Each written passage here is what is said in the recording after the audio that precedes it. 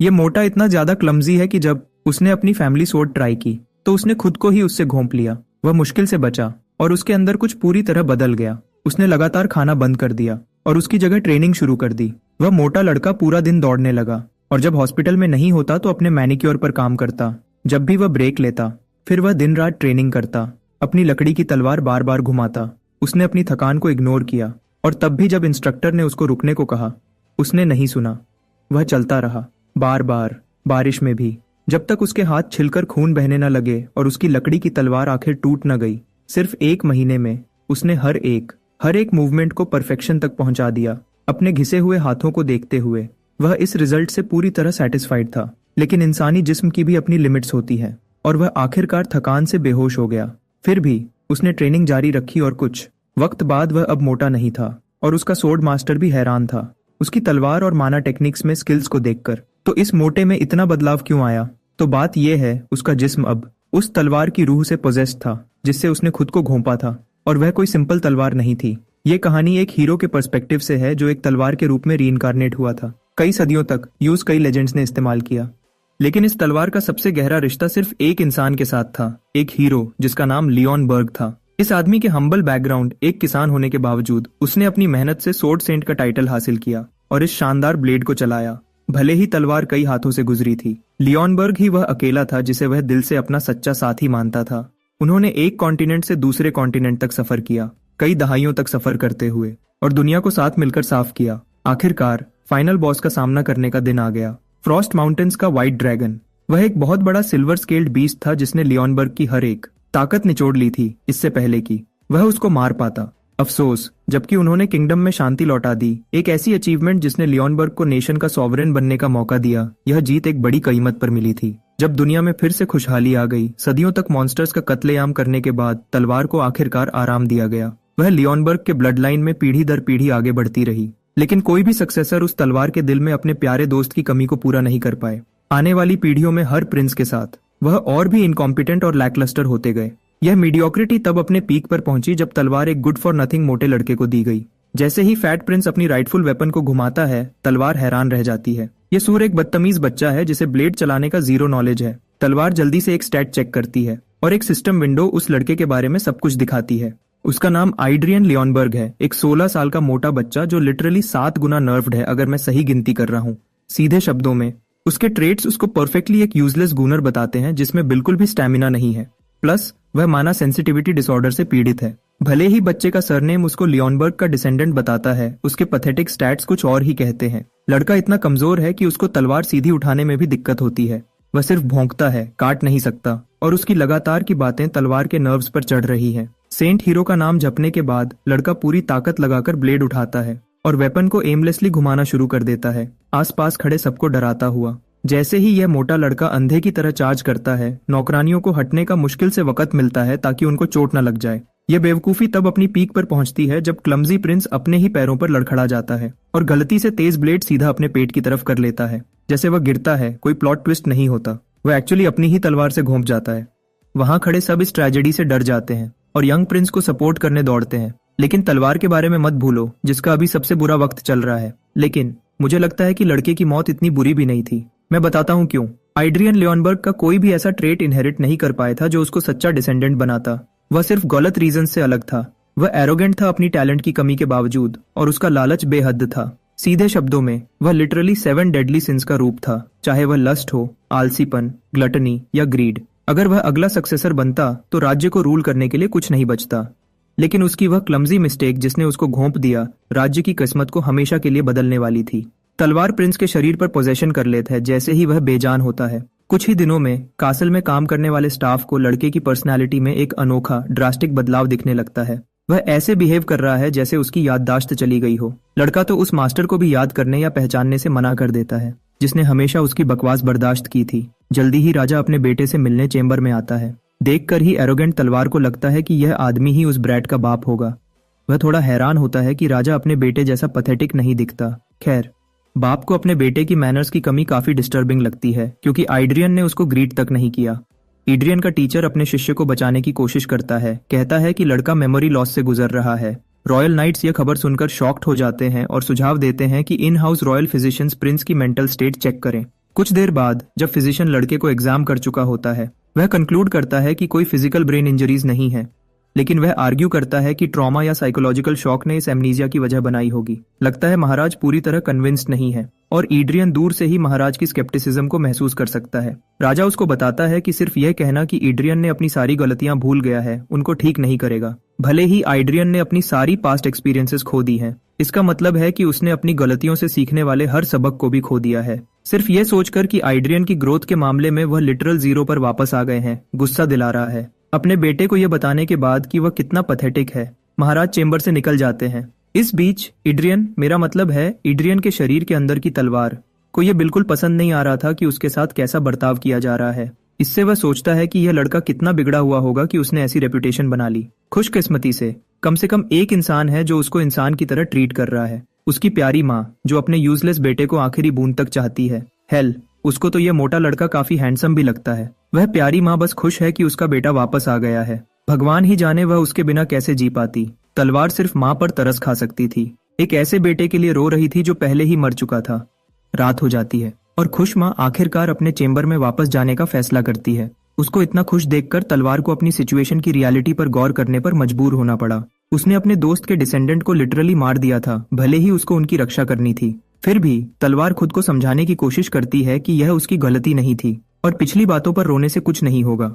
फिलहाल वह कम से कम यह मौका इस्तेमाल कर सकता है सब ठीक करने के लिए और ओरिजिनल एड्रियन की सारी फेलियर्स को अंडू करने के लिए। ये शरीर मोटा है और इसमें कुछ भी अच्छा नहीं है, ये सोचकर वह अपनी पहली एक्शन प्लान करता है। कुछ ताकत बनानी है। अपने अंदर एक मैना हार्ट बनाकर पावर की तलाश शुरू करने का प्लान करता है। कॉन्फिडेंटली एड्रियन सांस लेता है और ब्रीदिंग शुरू करता है। माना कॉन्सेंट्रेट करते हुए बस फिजल हो जाता है, जैसे कुछ हुआ ही नहीं। उसका शरीर क्लियरली माना के इनफ्लो को एक्सेप्ट करने से मना कर रहा है। फिर से ट्राई करता है, जितना हो सके उतना जोर लगाता है, बस फेलियर ही मिलता है। एड्रियन को मुश्किल तरीके से एहसास होता है कि यह शरीर बहुत खराब हो चुका है और वह गम में डूब जाता है। एक उम्मीद की किरण एक नौकरानी के रूप में आती है। मेड ने एक टॉनिक लाया है जो एक्सक्लूसिवली क्वीन ने भेजा है।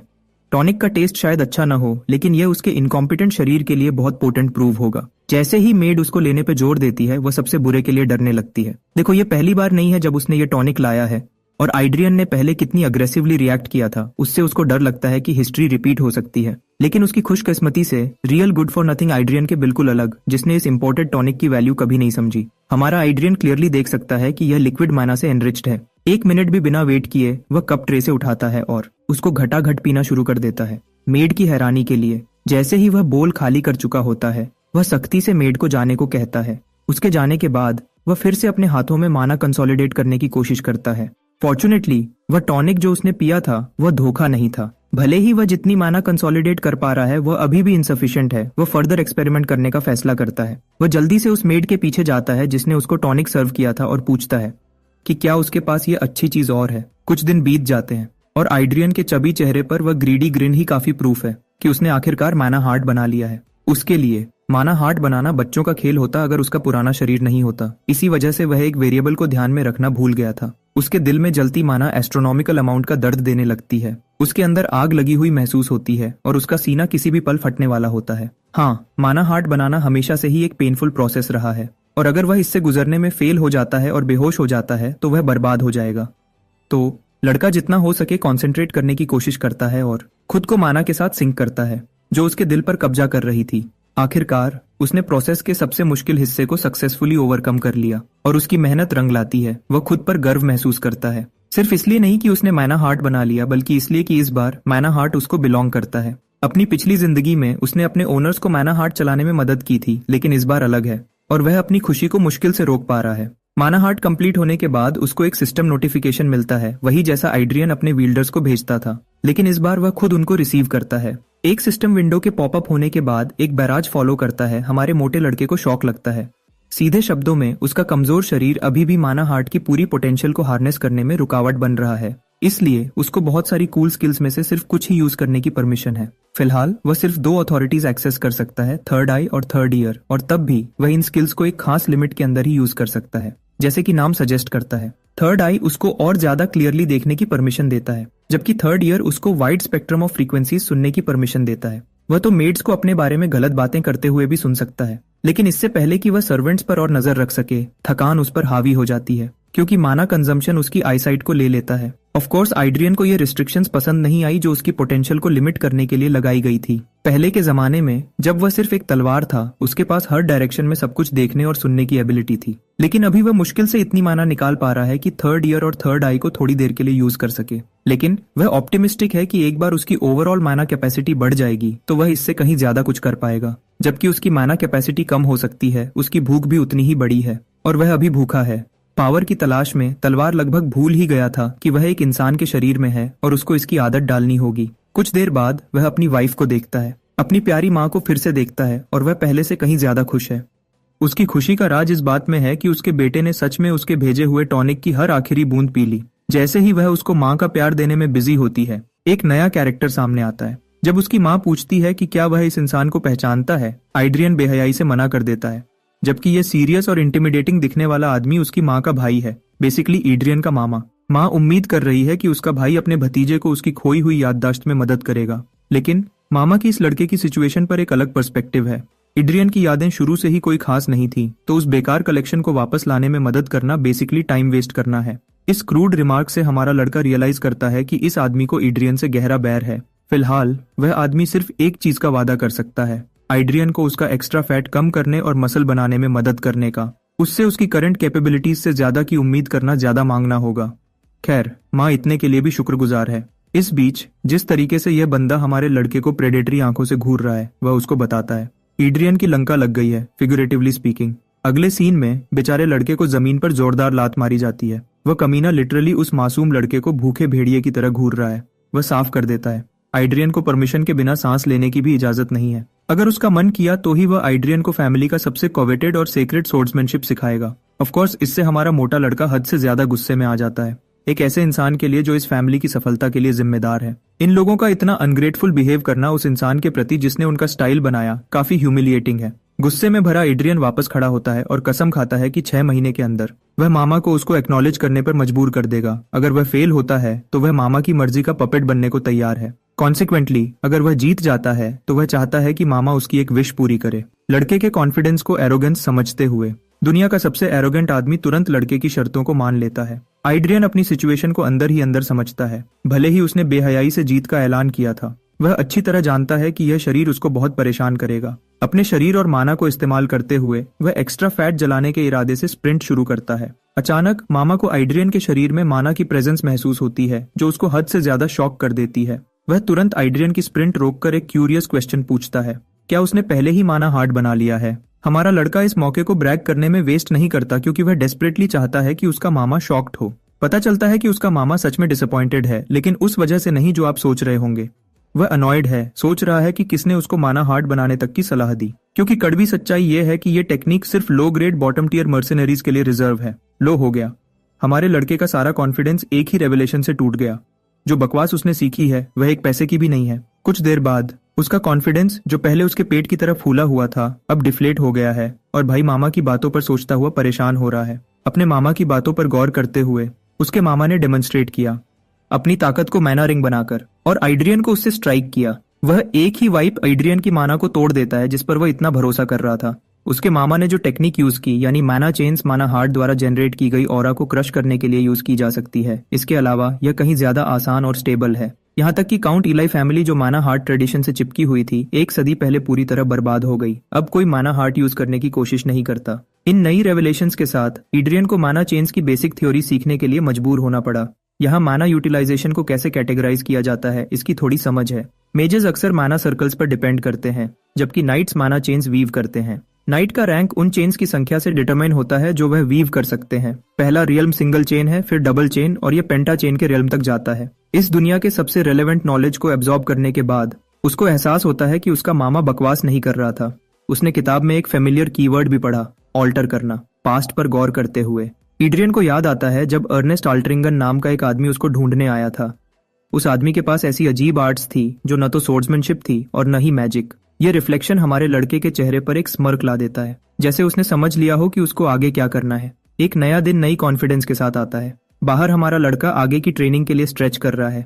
उसका मामा आता है और पूछता है कि क्या उसने वह किताबें पढ़ी जो उसको कल रात दी गई थी। अगर हाँ, तो आइड्रियन को समझ आ गया होगा कि वह माना हार्ट बनाकर कितना बेवकूफ था। लेकिन सीनियर्स की एक्सपेक्टेशंस के विपरीत हमारे लड़के का माना हार्ट में कॉन्फिडेंस वापस आ गया है, बल्कि वह डबल हो गया है। वह आदमी उसको कन्फ्रंट करता है, पूछता है कि क्या वह इतना ही डम्ब है या नाटक कर रहा है। आइड्रियन फैसला करता है कि उसका डेमोन्स्ट्रेशन खुद बोलेगा।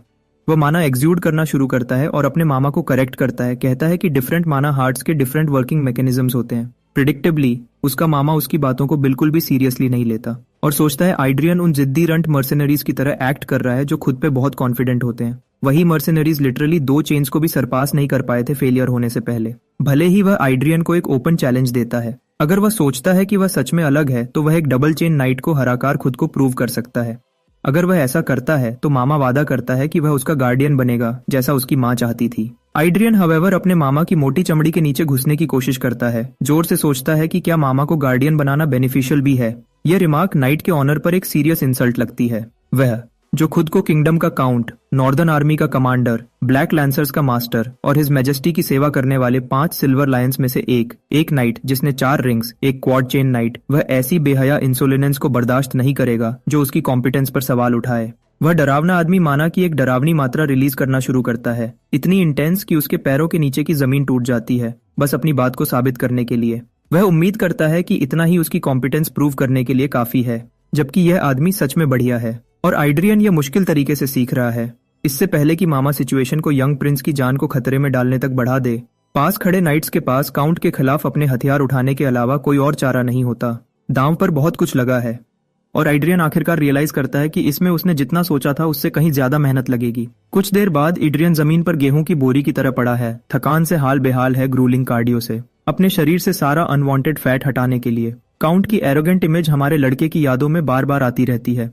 अगर वह एक डबल चेन नाइट को हराने में फेल होता है तो वह कमीना स्मगली स्कार्ड फेस वाला उसको पूरी जिंदगी ह्यूमिलिएटेड करेगा और नीचा दिखाएगा। जैसे ही हमारा लड़का वापस अपने कमरे में आता है, उसको अचानक फिजिशियन ग्रीट करता है जो उसका वेट कर रहा था। जबकि फिजिशियन ग्रीटिंग्स और प्लेजेंट्रीज के साथ स्मूथ टॉक करने की पूरी कोशिश करता है, मोटा लड़का उसको सीधी बात पर आने को कहता है। पता चलता है इस आदमी को क्वीन ने ऑर्डर दिया है कि यंग प्रिंस को ठीक करे ताकि वह जल्दी रिकवर हो सके, लेकिन हमारा लड़का उस हीलिंग स्पेल से ऐसे बचता है जैसे वह प्लेग हो और उस आदमी को अपने कमरे से बाहर निकाल देता है क्योंकि उसको मैजिकल हीलिंग में कोई इंटरेस्ट नहीं है। आखिरकार हीलिंग मैजिक टाइम रिवर्सल की तरह काम करता है। ये मसल्स में सारी माइक्रो इंजरीज और वेयर एंड टेयर को अंडू कर देता है, मतलब उसका शरीर नेचुरली ग्रो नहीं कर पाएगा और उसकी मेहनत बर्बाद हो जाएगी। एक खास दिन जब हमारा लड़का अपना खाना खा रहा होता है, उसका बड़ा भाई डाइनिंग रूम में घुसता है। ऑफकोर्स तलवार इस लाउड माउथ को नहीं पहचानती, तो एक नाइट उसके कान में झुककर उसको ब्लैंक्स फिल करता है। खैर, ये बंदा थर्ड प्रिंस है और मैं इतना तो बता सकता हूँ कि ये तुम्हारा टिपिकल टॉक्सिक मानवा ब्रदर है। अभी भी वह आइड्रियन को रीसेंट मिसहैप के लिए मॉक करने आया है जब उसने लिटरली खुद को अपनी ही तलवार से घोंप लिया और लगभग मर ही गया था।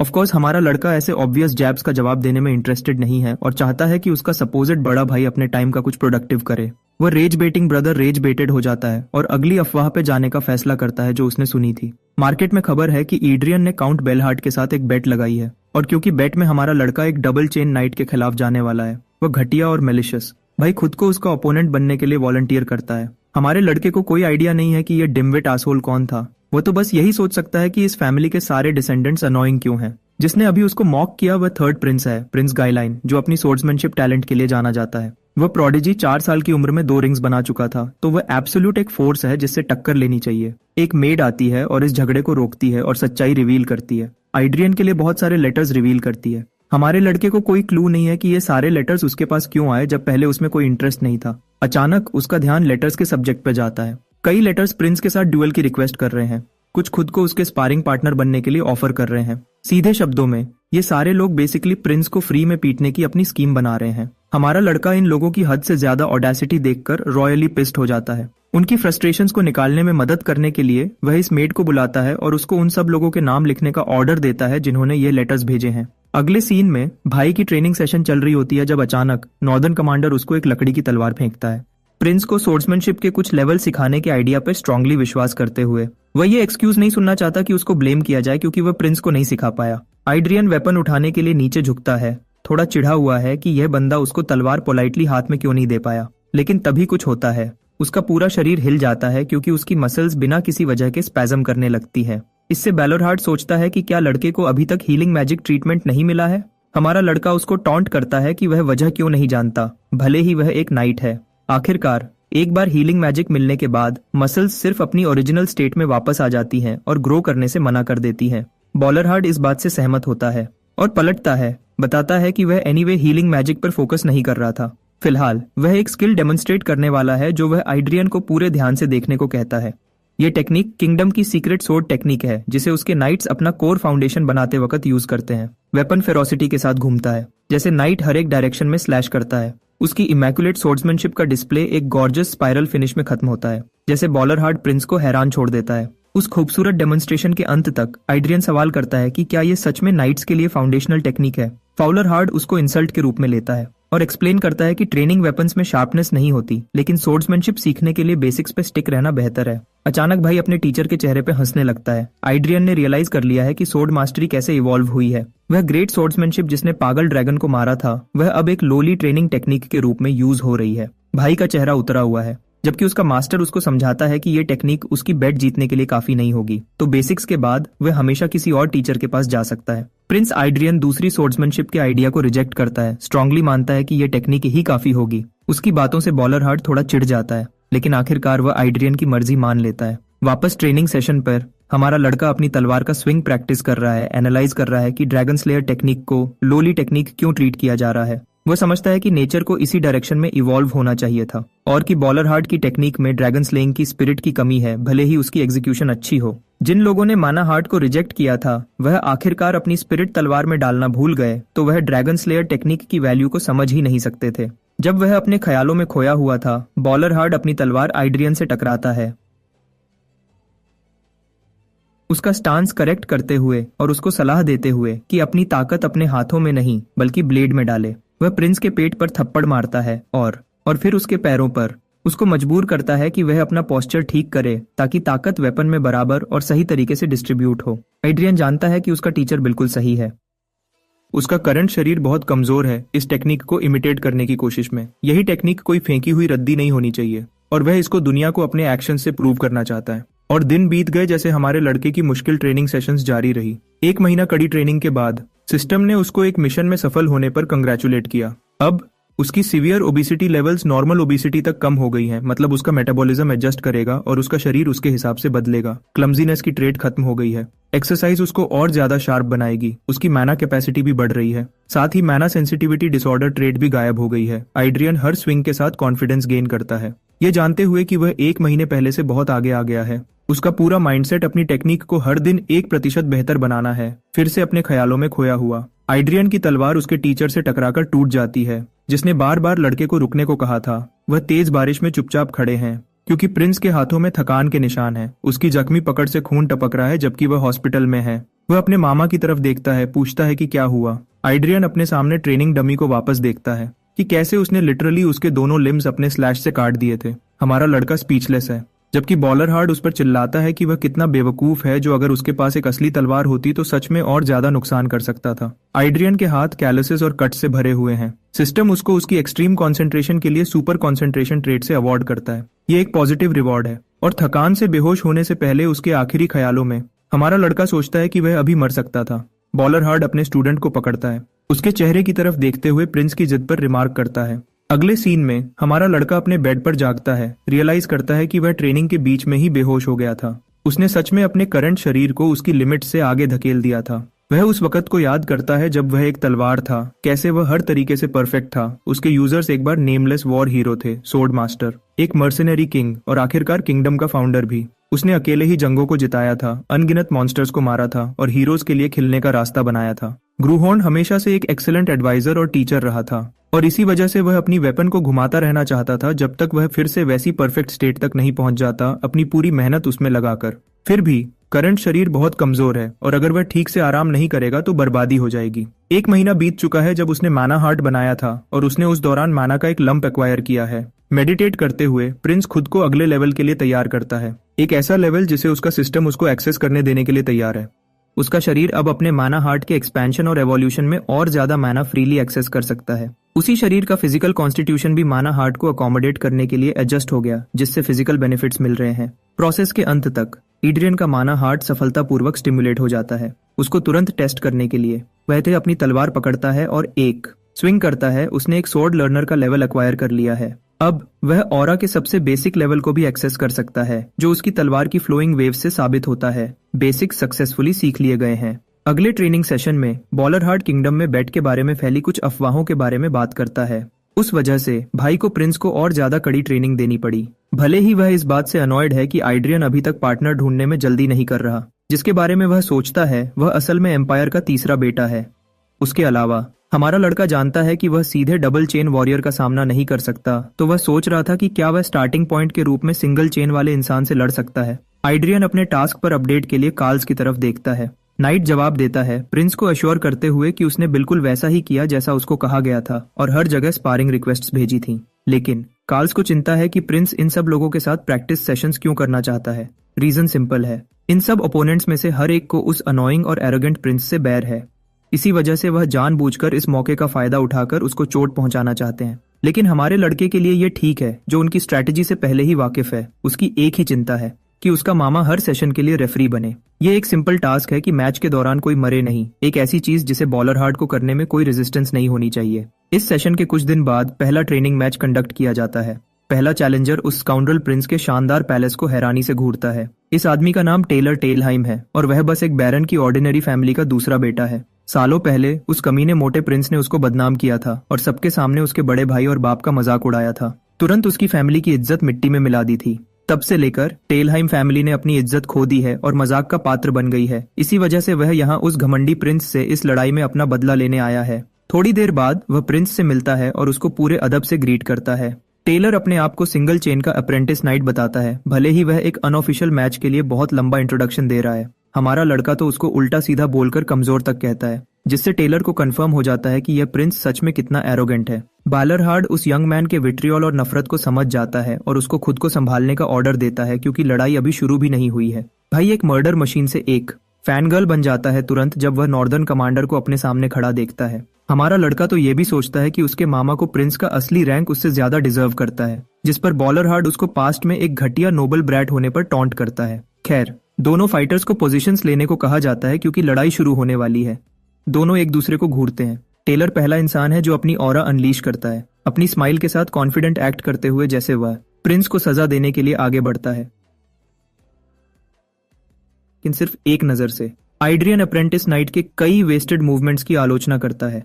कैजुअली वह स्ट्राइक को ब्लॉक कर देता है। माना हार्ट के अपने डिस्प्ले से अप्रेंटिस नाइट को हैरान करते हुए टेलर अपनी स्पेसिंग मेंटेन करने के लिए पीछे कूदता है, यह सवाल करते हुए कि माना हार्ट माना चेन को कैसे ब्लॉक कर सकता है। उसकी ऑब्जर्वेशन एक्चुअली सही है, सिवाय इसके कि टेलर सिर्फ एक सिंगल चेन यूज कर रहा है, तो यह कोई बड़ा डिफरेंस नहीं है और बस प्रिंस को हल्का सा झटका देता है। इंटरेस्टिंगली सभी स्पेक्टेटर्स को तलवार से एक यूनिक आवाज आती हुई सुनाई देती है, एक ऐसी आवाज जिसने लड़के के मामा को भी हैरान कर दिया। इस फिनोमिनन को सोर्ड क्राई कहते हैं। टेलर प्रिंस की कैपेबिलिटीज पर इतने डिनायल में है कि वह इम्पल्सिवली फिर से आगे बढ़ता है। ये अटैक पिछले से ज्यादा भारी है, लेकिन हमारा लड़का इसको अच्छे से डिफेंड करता है। अटैक दोनों फाइटर्स के बीच एक प्रॉपर सोर्ड क्लैश में बदल जाता है। उनकी ब्लेड्स टकरा रही हैं, जैसे हर एक फाइटर पीछे हटता है। इस पॉइंट पर एड्रियन को थकान पकड़ रही है, हाईलाइट करते हुए कि माना रिंग्स माना हार्ट के बिल्कुल ऑपोजिट हैं। अभी की एक कॉन्फ्रंटेशन से ही उसको ऐसा लगा जैसे उसकी माना क्रैश होने वाली थी और बैकफ्लो कर जाएगी। उसी वक्त उसके ओपोनेंट का एक्सप्रेशन देखने लायक था। आइड्रियन को टेलर की पोजीशन याद आती है कि वह उसकी फैमिली का दूसरा बेटा है और उसको उसकी इमोशंस में बहुत ज्यादा हार्ड हेडेड होने पर टॉन्ट करता है। हमारा लड़का खुद को संभालता है और भी गहरी कंसंट्रेशन में डूब जाता है। एड्रियन एक अवेकेंड स्पेल के लिए कॉल करता है, क्योंकि भले ही तलवार को मैजिकल या डिवाइन कहा जाता है, यह उसकी रूह का हिस्सा है। माना हार्ट ऑफिशियली उसकी महान इच्छा को एक्सेप्ट करता है, जैसे पहला कलर कलरलेस माना हार्ट पर चढ़ा दिया जाता है। ड्रैगन स्लेयर की डोरमेंट सोती हुई इच्छा को ऑफिशियली समन किया जाता है। इस तरह तलवार की मेमोरी एक ऐसे हार्ट के साथ जुड़ जाती है जो खास तौर पर ड्रैगन्स को मारने के लिए डिजाइन किया गया है। ड्रैगन स्लेयर का स्किल हार्ट एक्शन में आ जाता है, जैसे आइड्रियन एक ड्रैकोनिक स्टेट में ट्रांसफॉर्म हो जाता है। उसका शरीर अब ड्रैगन की इच्छा से एडेड है, जैसे वह ड्रैगन स्लेयर सोर्ड के पावर्स का हिस्सा हो। दूर से वही पावरलेस प्रिंस अब लिटरल मौत का रूप दिखता है, जैसे उससे क्रिम्सन ऑरा निकल रही हो। टेलर सिर्फ इसको देखकर डर जाता है, जबकि बॉलर हार्ट ड्यूएल को रोकने की डिमांड करता है। डिटर्मिनेशन से भरा हुआ वह रूटलेस प्रिंस अपने ओपोनेंट को मारने के लिए तेजी से आगे बढ़ता है। एक फ्लैशबैक में यह रिवील होता है कि प्रिंस ने अपने मामा से एक स्पेशल रिक्वेस्ट की थी कि अगर वह अपने ओपोनेंट को मारने की कोशिश करे तो उसको रोके। बिल्कुल वही अभी हो रहा है। नॉर्दर्न कमांडर को तुरंत बीच में आने पर मजबूर करते हुए, प्रिंस को पल्वराइज करने के लिए एक स्किल एक्टिवेट करते हुए लड़के को एक दीवार में फेंक दिया गया, लेकिन कम से कम बॉलर हार्ट उसको टाइम पर रोक पाया। अचानक बाकी नाइट्स उसको हर डायरेक्शन से पकड़ने आते हैं, ये मानते हुए कि उसका रीसेंट अटैक प्रिंस की असैसिनेशन का नतीजा हो सकता था। यह एक गंभीर जुर्म है, लेकिन हमारा लड़का जल्दी से उठ खड़ा होता है और उन सबको अपने टीचर को परेशान करने से रोकता है। ये सच है कि उसने ही बॉलर हार्ट को एक्ट करने का ऑर्डर दिया था, सिवाय इसके कि वह भाई को सच में ऐसे नॉकआउट करने की प्लानिंग नहीं कर रहा था। प्रिंस बेहोश हो जाता है और नतीजा यह होता है कि अगली बार जब वह जागता है, उसका माना हार्ट इफेक्ट से धड़क रहा होता है। उसका मामा एक गॉड डैम मॉन्स्टर है जिसकी ताकत अनुपम है, और जैसे ही उसने उस तरह का अटैक सीधा लिया, बैकफ्लो ने उसको आउट कर दिया। अच्छी बात, कोई आफ्टर इफेक्ट्स नहीं थे, तो ये ठीक है क्योंकि वह मैच भी जीत गया।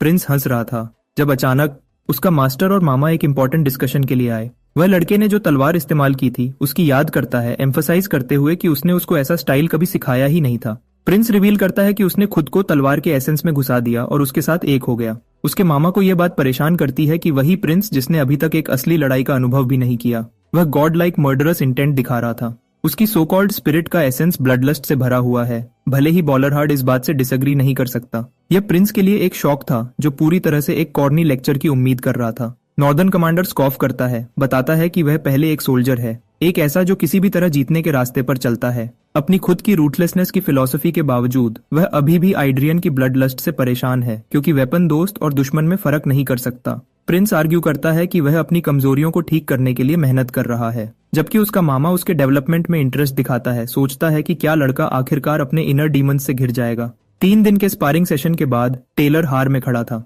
जबकि प्रिंस ने उसको पिछले कुछ दिनों में उसकी मदद के लिए शुक्रिया कहा। यह अफसोसनाक है कि टेलर अपना बदला नहीं ले पाया, और हमारा लड़का उसको टॉन्ट भी करता है कि वह जो चाहता था वह नहीं मिला। आइड्रियन अपनी मेड को एक स्पेशल प्रेजेंट लाने को कहता है, एक ऐसा जो वह टेलहाइम फैमिली के लिए रखना चाहता था। वह पहले ही जानता है कि पुराने घमंडी प्रिंस ने पास्ट में लोगों के साथ बहुत बुरे काम किए थे, और भले ही यह गिफ्ट काफी नहीं होगा, ये फिर भी कुछ है उनकी फैमिली के साथ सुलह करने के लिए। टेलर स्काउंड्रल प्रिंस की पर्सनैलिटी में आए बदलाव से घबरा जाता है, जबकि हमारा लड़का उसको दफा होने को कहता है। सोचता है कि उसको ओरिजिनल घटिया प्रिंस की गड़बड़ को ठीक करने की जरूरत भी नहीं थी। स्काउंड्रल प्रिंस के स्पारिंग सेशन की खबर किंगडम में तेजी से फैल गई।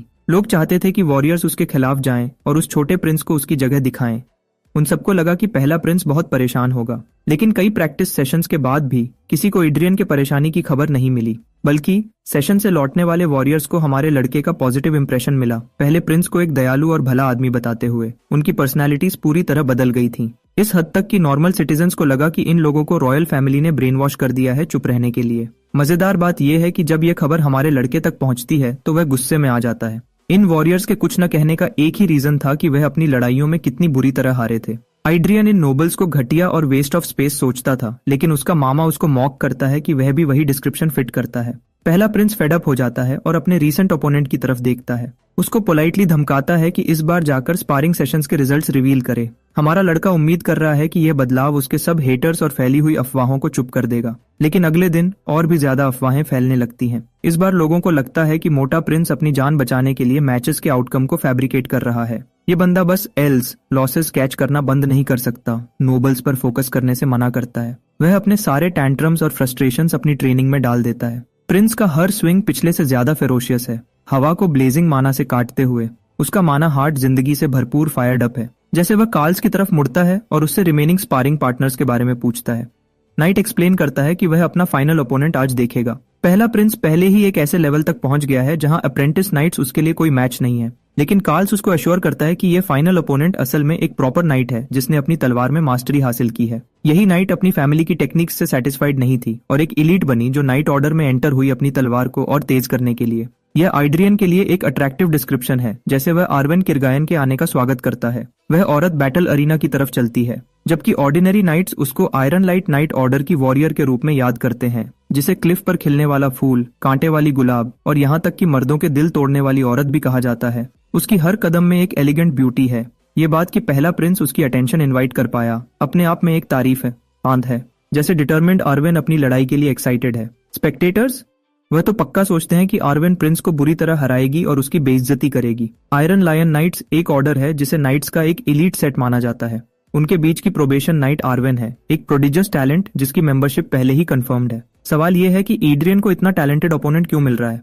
अपेरेंटली उन दोनों के बीच पास्ट में कोई मिसअंडरस्टैंडिंग हुई थी, जिससे हमारे लड़के को लगा कि उस ट्रैश प्रिंस ने फिर से एक फालतू की लड़ाई मोल ली होगी। अपनी एक मेट से पूछता है कि वह उसके पुराने बिहेवियर की कहानी सुनाए। घबराकर वह रिवील करती है कि इस स्नॉब ने सच में आर्वेन को हरास किया था, जिसका मतलब है कि भाई को आर्वेन से उनकी पिछली दुश्मनी के लिए बहुत सारी चोट खानी पड़ेगी। एड्रियन उस रेकलेस प्रिंस की गलत हरकतों से तंग आ गया है। हम एक्चुअली देखते हैं कि इस मोटे ने उसके शरीर पर कैसे हाथ रखा था और उसने उसको टॉन्ट भी किया था कि वह अपने नाइट्स को प्राइवेट प्रॉपर्टी की तरह यूज करने की कोशिश कर रहा है। उसका ईगो हर्ट होने पर प्रिंस गुस्से में आ गया और आर्वेन को अगली कहा।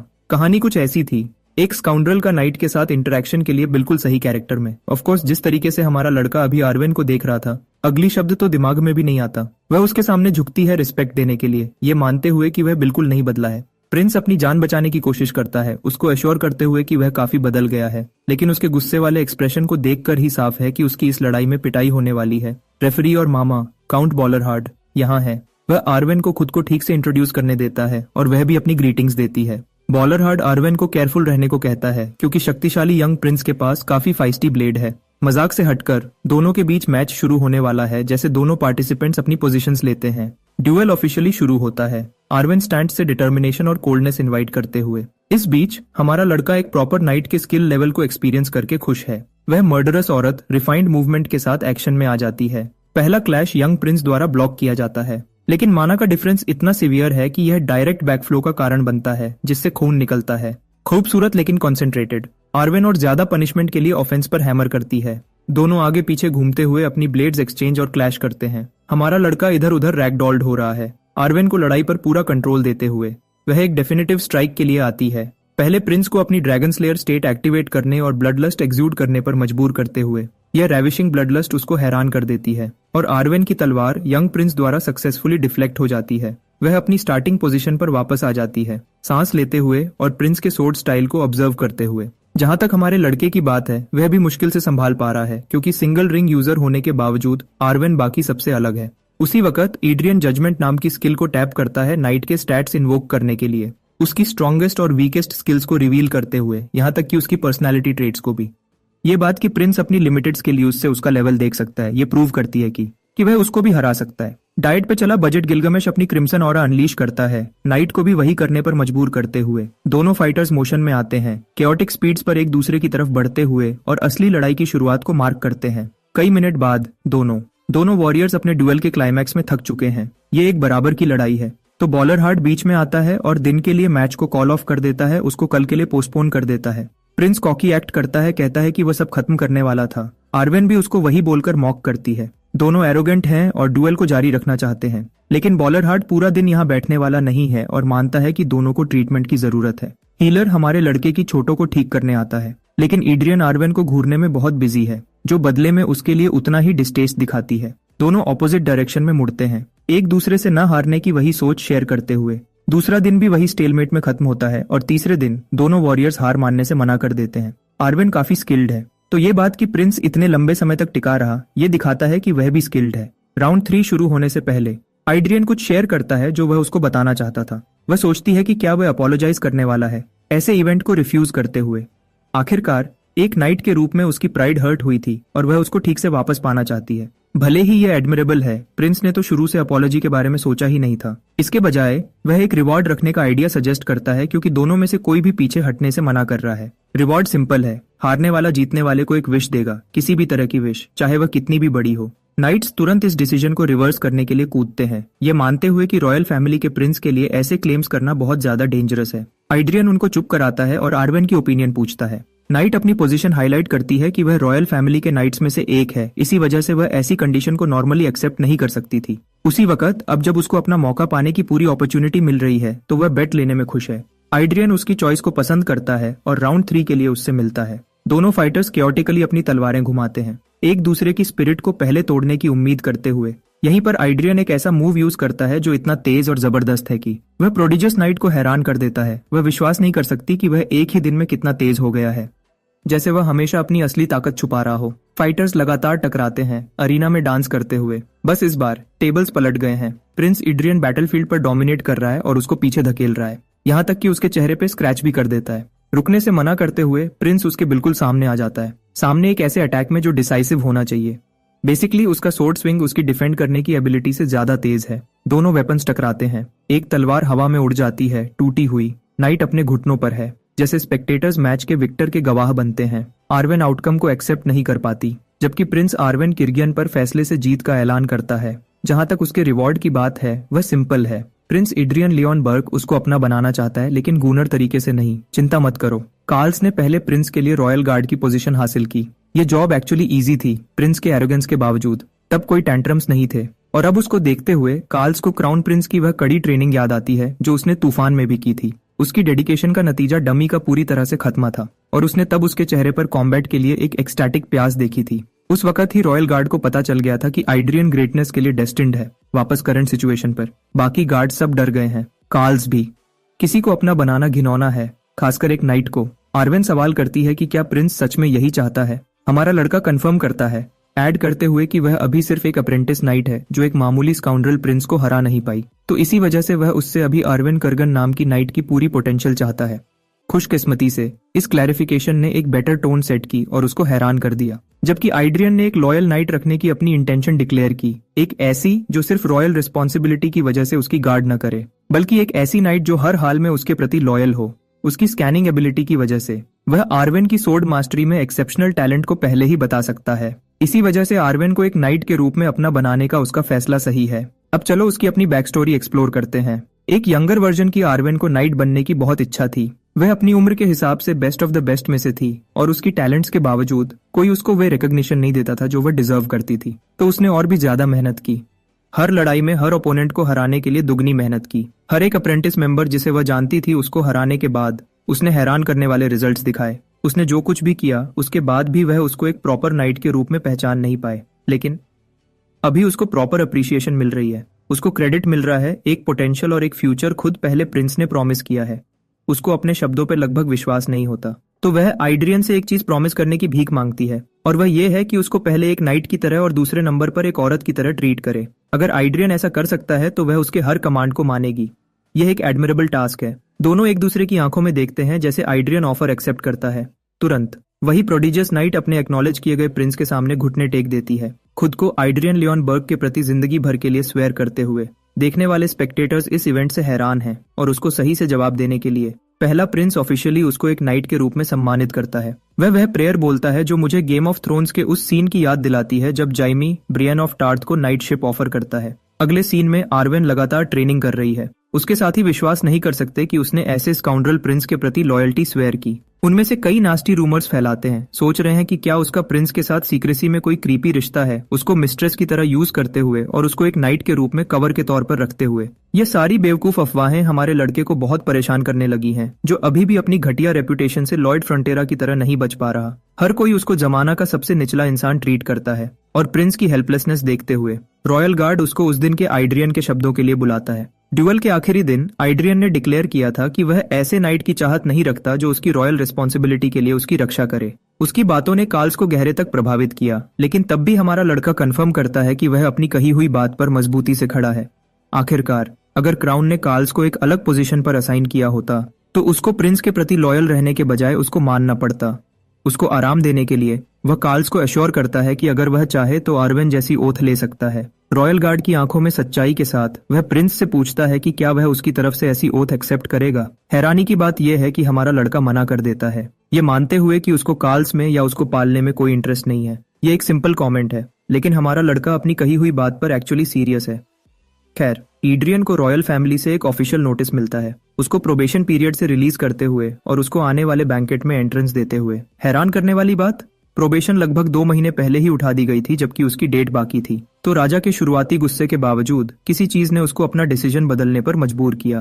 प्रिंस को कोई क्लू नहीं है कि उस आदमी के दिमाग में क्या चल रहा है, और उसको ऑनेस्टली प्रोबेशन पीरियड खत्म होने की परवाह भी नहीं है। आखिरकार वह पैलेस छोड़ने का प्लान कर ही नहीं रहा था, तो इसका उस पर मुश्किल से कोई असर पड़ता है। एक मेड इंटरेस्टिंगली कुछ पढ़ती है जो एड्रियन का ध्यान खींचती है। ये एक नया इनविटेशन है जो पहले प्रिंस के लिए आया है। वह उसको नोट देती है, उसको खोलकर उसके कंटेंट्स पढ़ने को कहती है। ये इवेंट यंग लॉर्ड्स के बीच एक सोशल पार्टी होनी चाहिए, एक क्लब जहां स्काउंड्रल प्रिंस पास्ट में अक्सर जाता था। मेड उसको एक इनकॉम्प्रिहेंसिबल जगह बताती है जो डिफाइलिंग एक्ट से भरी है, बेसिकली शराब और औरतों का मतलब। हमारा लड़का उस रास्ते पर आगे नहीं बढ़ना चाहता, तो आइड्रियन एक यूजलेस गैदरिंग को रिजेक्शन दे देता है। लेकिन तब वह नोट के पीछे पड़ता है। लेटर ईलाई फैमिली के बर्नार्डो की तरफ से आया है। उसका सपोज दोस्त, एक ऐसा नाम जो एक्चुअली उसकी याददाश्त को ताजा करता है। अपने मामा से एड्रियन को याद आता है कि ईलाई फैमिली माना हार्ट के इस्तेमाल की स्ट्रांगली सपोर्टिव थी और आखिरकार एक सदी पहले बर्बाद हो गई थी। अपने दोस्त की फैमिली के लिए क्यूरियोसिटी के चलते प्रिंस इवेंट में हिस्सा लेने का फैसला करता है। अंदर ही अंदर उम्मीद करता है कि उसके दोस्त की फैमिली पूरी तरह से कोलैप्स नहीं हुई होगी। एड्रियन लियोनबर्ग के शरीर पर पोजेशन के 4 महीने बाद यंग प्रिंस ने बहुत सारा वजन कम कर लिया। उसने एक टेलर से अपने स्टाइल के अनुरूप एक स्पेशल आउटफिट बनवाया, उसको मिनिमल रखते हुए। हैरान करने वाली बात, हमारे लड़के ने आखिरकार अपना मोटा वजन कम कर लिया और अब वह बॉलिंग बॉल की जगह एक मॉडल जैसा दिख रहा था।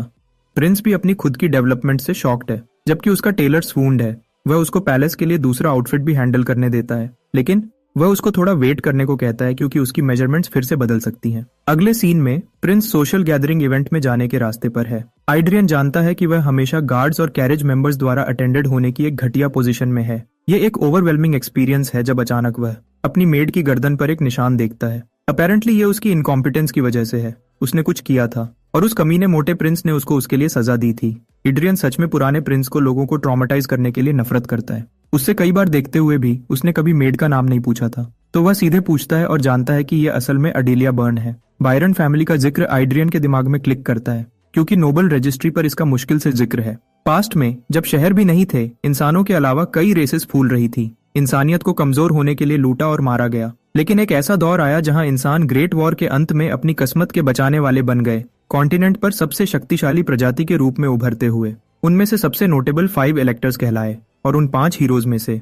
एक ने तलवार ग्रूहोन को चलाया, एक औरत जिसने टाइटैनिक मॉन्स्टर्स के हॉर्ड को घूरा, यह सवाल करते हुए कि वह और उसकी लॉयल तलवार जंग खत्म होने के बाद क्या करेंगी। उसने लड़ाई में कूदकर ईडा, जायंट्स के राजा का सिर एक ही तलवार के स्लैश से काट दिया। उसको मारने से एक्सप्लॉयटेशन के दौर का अंत हुआ, जिससे उसको iron blooded sword marquees Agnes burn का नाम मिला। वह एक ऐसी थी जिसने मॉन्स्टर्स को गाली दी और उनकी बुरी तरह पिटाई की, हर सेंटेंस में एफ बॉम्ब्स गिराते हुए, गालियों से कॉम्बोज बनाती थी और उनको एमएनएम से भी तेज रैप करती थी। तब ग्रूहोन को भी उस औरत की गालियों से डिस्कम्फर्ट महसूस हुआ। भाई उसकी सिर्फ याद से ट्रॉमेटाइज्ड है, लेकिन वह हैरान है कि उसकी डिसेंडेंट उसकी आंखों के सामने बैठी है। इससे वह सोचता है कि बायरन फैमिली का क्या हुआ कि वह इतने निचले रैंक तक गिर गई। खैर, कार्ल शेयर करता है कि वह डेस्टिनेशन पर पहुंच गए हैं। हमारा लड़का कैरेज से उतरता है और अडेलिया से बाद में ठीक से बात करने का इरादा रखता है, मेड और उसके रॉयल गार्ड को कंफ्यूज करते हुए। बाहर एक सिल्वर हेयर्ड आदमी अपने प्यारे पुराने दोस्त का स्वागत करता है। यह ईलाई फैमिली का बर्नार्डो है, जो प्रिंस और उसके ट्रांसफॉर्मेशन के लिए गहरा आभार व्यक्त करता है। अजब बात यह है कि एड्रियन को कुछ इंटरेस्टिंग दिखता है बर्नार्डो की क्यूरियोसिटी को इनवाइट करते हुए। हमारा लड़का उसको अश्योर करता है कि उसका आना अच्छा आइडिया है क्योंकि आज रात बहुत एंटरटेनिंग होगी। अगले सीन में वह क्लब में है जहां नशे में धुत्त गुंडे खुशी से एक दूसरे से बड़बड़ाते और छेड़ते हैं। पार्टी पूरी तरह से जमी हुई है, लेकिन बर्नार्डो प्रिंस के बिहेवियर से शॉक्ड है। वही स्काउंड्रल टिपिकली नशे में धुत्त हो जाता था और फ्लर्ट करना शुरू कर देता था, लेकिन इस बार वह चुप है। एड्रियन के आसपास की ऑरा पहले से अलग है, बल्कि जब एक नशे में धुत्त आदमी आर्वेन पर उसकी जीत की अफवाहों का जिक्र करने आता है, भाई एक शब्द भी नहीं बोलता। पूरी पार्टी उसकी शानदार जीत के बारे में बात करने लगती है और ये क्रीपी मर्द क्यूरियस हैं कि आर्मर के नीचे आर्वेन कितनी खूबसूरत दिखती होगी। अपने जवाब में कंपोज्ड होकर वह आदमी से पूछता है कि क्या उसके साथ कोई भाई बहन है। आदमी रिवील करता है कि उसका एक छोटा भाई बहन है, जिससे प्रिंस को बहुत राहत मिलती है। क्यों? क्योंकि भाई इस कमीने की जिंदगी खत्म करना चाहता है और इतनी जोर से पंच मारता है कि वह आदमी उड़ता हुआ जाता है। सीन टेंस है, सबको डर और शौक में सोबर करते हुए। बर्नार्डो को भी एड्रियन एक्सटैटिक है कि इस आदमी का एक भाई है, क्योंकि वह अब खुशी खुशी इस आदमी के अंडे कुचल सकता है बिना उसकी फैमिली की लेगेसी को खत्म किए। आदमी एक बिच की तरह चीखता है, जबकि हमारा कोल्ड और मैजेस्टिक प्रिंस उसके छोटे भाई को फैमिली का नया एयर डिक्लेयर करता है। पिटाई तब तक जारी रहती है जैसे एड्रियन का ब्लड बाथ भीड़ को डराता है। पिटा हुआ आदमी ये भी नहीं समझता कि उसको पंचिंग बैग की तरह क्यों यूज किया जा रहा है, इसको एक मौके के रूप में इस्तेमाल करते हुए सबको एजुकेट करने के लिए। प्रिंस एम्फसाइज करता है कि वह स्काउंड्रल की तरह ट्रीट होना बर्दाश्त नहीं करेगा, भले ही उसको वैसा समझा जाता हो। भाई के शेक्सपियरियन वर्ड्स पार्टी को बहुत कंफ्यूज करते हैं। वह क्या कहना चाहता है ये क्लियर करने के लिए एड्रियन एक और पंच मारता है, क्योंकि वह उसके शब्दों से कहीं ज्यादा अच्छा बोलते हैं। पहले आदमी को बिलियन माइक टाइसन पंचेस से स्मैश करने के बाद वह बर्नार्डो को बुलाता है, जो लिटरल तुरंत अपने घुटनों पर आ जाता है। भाई इस आदमी जैसा नहीं बनना चाहता।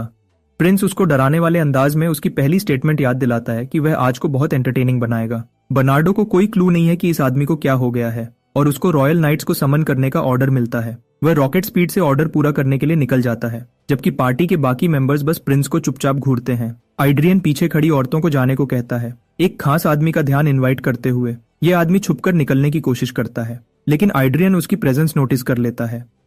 वह इस आदमी को और औरतों के साथ जाने देने में ठीक है, जब तक वह इस आदमी के बॉल्स उतार कर फेंक सके जैसे उसने पहले किया था। ये सोच ही सभी मर्दों को डर से पैरालाइज कर देती है, क्योंकि चलो ईमानदार हो जाते हैं, इससे बुरी धमकी कोई नहीं है कि आपके बॉल्स तब तक कुचले जाएं जब तक अंडे टूट ना जाएं। एड्रियन उनको बताता है कि वह पहले उसकी डिसरिस्पेक्ट कर रहे थे, उसके सामने घुटने टेकने से मना करके, उसको मॉक करते हुए और उसकी नाइट को इंसल्ट करते हुए भी। वह सही चार्जेस लगाता है और इन मर्दों को रॉयल्टी का अपमान करने के नतीजे के लिए सजा देता है। उसने रॉयल गार्ड्स को बुलाया है, खासकर कार्ल्स को, जो उनको ट्रीजनस इंडिविजुअल्स कहता है। एक ही ऑर्डर पर रॉयल गार्ड्स उन सबको अंदर करने में खुश हैं। एड्रियन एक्साइटमेंट से ऑर्डर देता है, ये इंश्योर करते हुए कि कोई सजा से न बचे। इस एनकाउंटर के बाद प्रिंस को राजा के सामने बुलाया जाता है एक और केओस क्रिएट करने की कोशिश के लिए। 14 नोबल बच्चों को हर पॉसिबल बहाने से अरेस्ट किया गया। राजा गुस्से में है कि उसके बेटे ने रॉयल फैमिली की अथॉरिटी इन्वोक की और विक्टिम्स की फैमिलीज पर सजा लाई, लेकिन 14 फैमिलीज के इन्वॉल्व्ड होने से राजा को सिवियर बैकलैश का सामना करना पड़ेगा। एड्रियन अपने बाप को अच्छे से जानता है और उसके एग्जैक्ट डर को बुलाता है,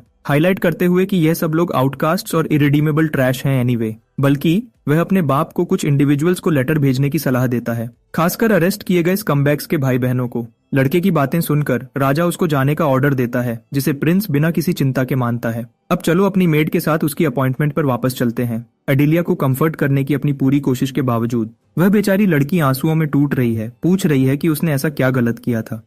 वह एक पपी जैसी है जिसे पुराने प्रिंस ने बर्बादी की हद तक टॉर्चर किया था। उसकी फैमिली प्रॉपर नोबल्स की लिस्ट में भी नहीं है, यहाँ तक कि लियोनबर्ग फैमिली के डिसेंडेंट्स को भी बर्न्स की सिग्निफिकेंस के बारे में नहीं पता था। ऐसा लगता है जैसे हिस्ट्री का एक हिस्सा मिटा दिया गया हो।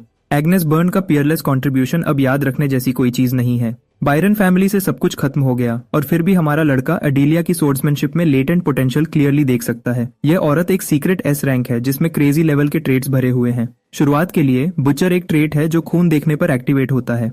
वॉर मेनियक एक और ट्रेट है जो लड़ाई की ऑब्सेस्ड औरत को सिग्निफाई करता है। उसी वक्त मेड में फ्रैजाइल हार्ट और केयरगिवर ट्रेट्स भी हैं जो उसको एक एक्सेलेंट और पैसिव पर्सन बनाते हैं। तो इस मेड के पास अनराइवल्ड सोर्ड्समैनशिप और कॉम्बैट प्रोवेस है, लेकिन उसकी एक भी ट्रेट उसको कंट्रोल नहीं कर सकती एक बार वह पागल हो जाए। बात इस हद तक पहुंच जाती है कि हमारा लड़का दुनिया पर उसकी कार्नेज अनलीश करने के आइडिया पर भी गौर कर रहा है। आखिर में ये न ट्राई करना वेस्ट होगा क्योंकि वह एक एस रैंक टैलेंट है। चलो स्लेव मेंटालिटी ट्रेट के बारे में बात करते हैं, जिसका बेसिकली मतलब है कि एक सर्वेंट अपने मास्टर की सेवा करने में लॉयल और खुश महसूस करती है। उसको लेवरेज के रूप में इस्तेमाल करते हुए एड्रियन उससे एब्सोल्यूट लॉयल्टी स्वेयर करने की डिमांड करता है। ये एक कंफ्यूजिंग रिक्वेस्ट है क्योंकि वह पहले ही उसकी मेड है, लेकिन एड्रियन क्लैरिफाई करता है कि वह कुछ और चाहता है। वह चाहता है कि वह उसकी नाइट बने और वह चाहता है कि वह अभी ऐसा करे। वह शर्मीली और नाजुक लड़की टूट जाती है, ऐसे महान रोल को लेने से मना करती है, खुद को इनसिग्निफिकेंट मानते हुए। लेकिन हमारा लड़का उसकी फैमिली के बारे में सच्चाई जानता है और उसको एश्योर करता है कि वह उसकी जिम्मेदारी लेगा। इसके बजाय उसको उसके प्रति लॉयल्टी स्वेयर करनी होगी और बिना किसी सवाल के सेवा करनी होगी। स्ट्रैटेजी ये है कि अगर एडिलिया अपनी मैडनेस को अपनी एबिलिटीज से कंट्रोल नहीं कर सकती तो वह उस कंट्रोल को उसको आउटसोर्स कर देगा। पहले वह सोचती है कि क्या वह अपनी फैमिली की जिम्मेदारी लेने के लिए अपने डील के अंत तक जाएगा। प्रिंस की कंफर्मेशन उसको बहुत खुश करती है क्योंकि हमारा लड़का उनको कैपिटल में बुलाने का ऑफर भी करता है ताकि वह उनको कभी भी देख सके। इससे वह बहुत खुश हो जाती है, इतनी खुश कि वह अपनी लॉयल्टी स्वेयर कर देती है। तो बिल्कुल आर्वेन की तरह वह इसको चांट करती है और अपनी जिंदगी भर फर्स्ट प्रिंस की सेवा डिक्लेयर करती है। एड्रियन इस अरेंजमेंट से खुश है और ऑफिशियली उसको एक सर्वेंट डब करता है जो उसके ऑर्डर्स को बिना किसी सवाल के मानेगी। वह तो उसके हाथ पर थपकी भी देता है, उसके चेहरे पर खुशी लाते हुए। लेकिन प्रिंस भी एज पर है, सोच रहा है कि क्या उसने यहाँ सही डिसीजन लिया।